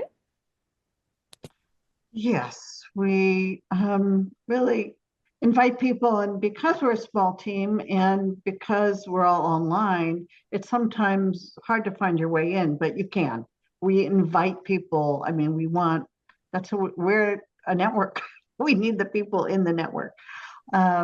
So we invite you to come in as an individual donor, as a volunteer, as someone who might have connections. You never know who has connections to who you might have an organization or a high wealth individual who's a friend who could get the work and make a large one-time donation. So we really encourage people to scan your community and see if there's anybody else or yourself or your family or your friends who might be able to sponsor this 10th year anniversary, which is giving us an opportunity for a whole year to really bring in more people. I mean, I talk to people and they go, oh yeah, the work, Joanna.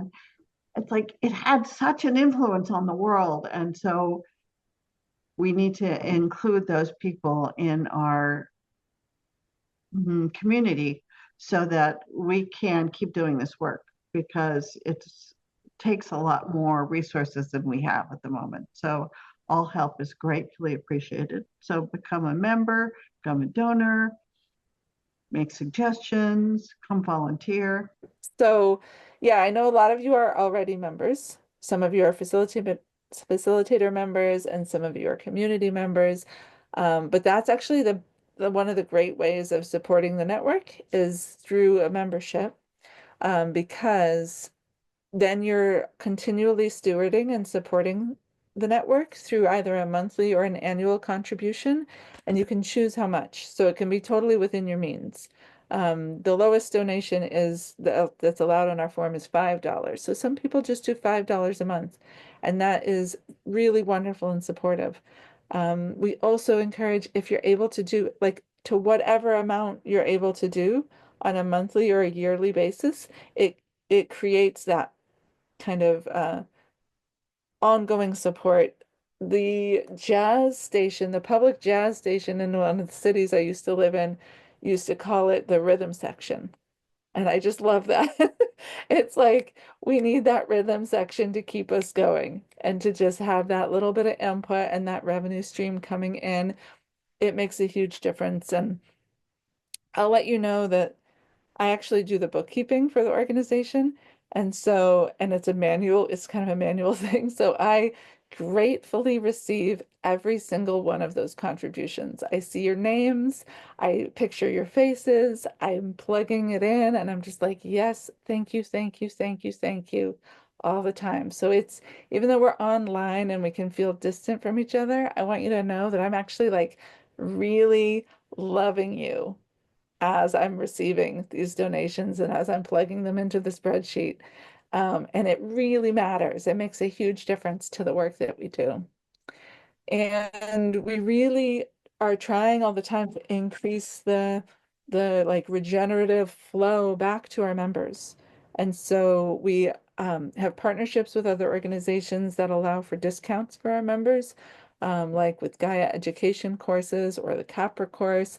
Sometimes we get to create special programs that are just for our members. Like we did this cool Capra course integration this past year, where we all studied living systems together, and we're going to be running it again in this coming year. It's just for members. So we try to create like special things for members. And one of the cool things we have coming up is our next 10th anniversary event is going to be a spiral for members. So this will be in July, and it'll be a 3-hour time, just like this one was, but instead of more of kind of like the informational thing, it's going to be deep practice. It's going to be co-facilitated by several of our facilitator members, and we're going to actually be doing the spiral work together. And so we invite you, if you're not already a member, to really consider becoming a member, join us for that spiral, and kind of come into your experience as part of the membership of the network. Along those lines, once you're a member, you can also volunteer. And Constance, are you ready for me to pass it back to you? So we have a whole team of dedicated volunteers. Who are the volunteers here? Can raise your hand. Who are the people who are volunteering to, I am, Kathleen is, that we could volunteer in lots of different ways to build the capacity of the organization. We can volunteer through my favorite, the Regenerative Finance Committee. Thank you very much. So people who are interested in fundraising and building that our capacity, but it's not just fundraising. It's we have lots of ideas, but limited capacity for how to create packages and things that would serve people, that people could pay something for, that would then be an income stream. So there's lots of different ways to be engaged in the regenerative finance. There's a new education committee starting. Let's see, who else is there that we can volunteer with? Lots of other things. The webinars committee, The Facilitator Support Committee, thank you very much. I'm looking at communications, event planning. Deep Times Journal Committee. Deep Times Journal Committee. Social Justice Committee, thank you. We need more volunteers so Constance doesn't have to remember everything because she can't. And yeah, so become a volunteer. You can go online and apply. So that'd be wonderful. Can I just add too that it's volunteering is also really sweet. Like it's connective. Our meetings are really sweet. We get to be together and we host regular spirals for each other, and it's a really sweet community. Yeah. It really is. And we're hoping to inspire like a nice inflow of new volunteers through these anniversary events. We're kind of envisioning a collective onboarding and orientation in August to welcome a new bunch of volunteers together. And you know, like Frida says, we're really trying to like cultivate a team environment. And we operate through a form of circle governance called sociocracy. So we have like a real ability to maneuver and help guide the direction of the work that Reconnects Network. Like your voice as a volunteer is really important, your creativity, your contributions. And through that, we really try to then reciprocate and create nurturing spaces for our volunteer team and develop that sense of ongoing support. So we want to really invite you to consider like what is yours to do within this global community, and how do your unique passions intersect with the needs of this blessed community, with this beloved community. We're here right now at this time in 2025, believe it or not, on planet Earth together, facing all the obstacles that we have to face together, and being called by life to turn towards each other, to turn towards Earth, to turn towards active hope. And we're connected in this way through the work that reconnects, through our love, through our thing, that spark that came to us when we found the work that reconnects and we connect with the work that reconnects. And so what is the pathway for you in through the work that Reconnects Network that could be regenerative for you and for the network and for our whole global work that reconnects community? Please explore that. Please find your way in. Please help us hold this and carry it forward in a sustainable way. Yeah, we have a lot. We're going forth with gratitude, and gratitude to ourselves for being here, for showing up, for the great turning. Thank you, everyone, for participating, for being here for the precious lifetime. And thank you, facilitators, for the beautiful and heartfelt sharing and leading. And we are calling it an end. 3 hours. Wow, precious lifetime you've chosen to be here. And as Constance and Frida mentioned, we have the other session the following day, and we have the special spiral for members only in July, and we hope to see you around. Thank you everyone for being here. Yeah, really great to be with you and share this experience with you.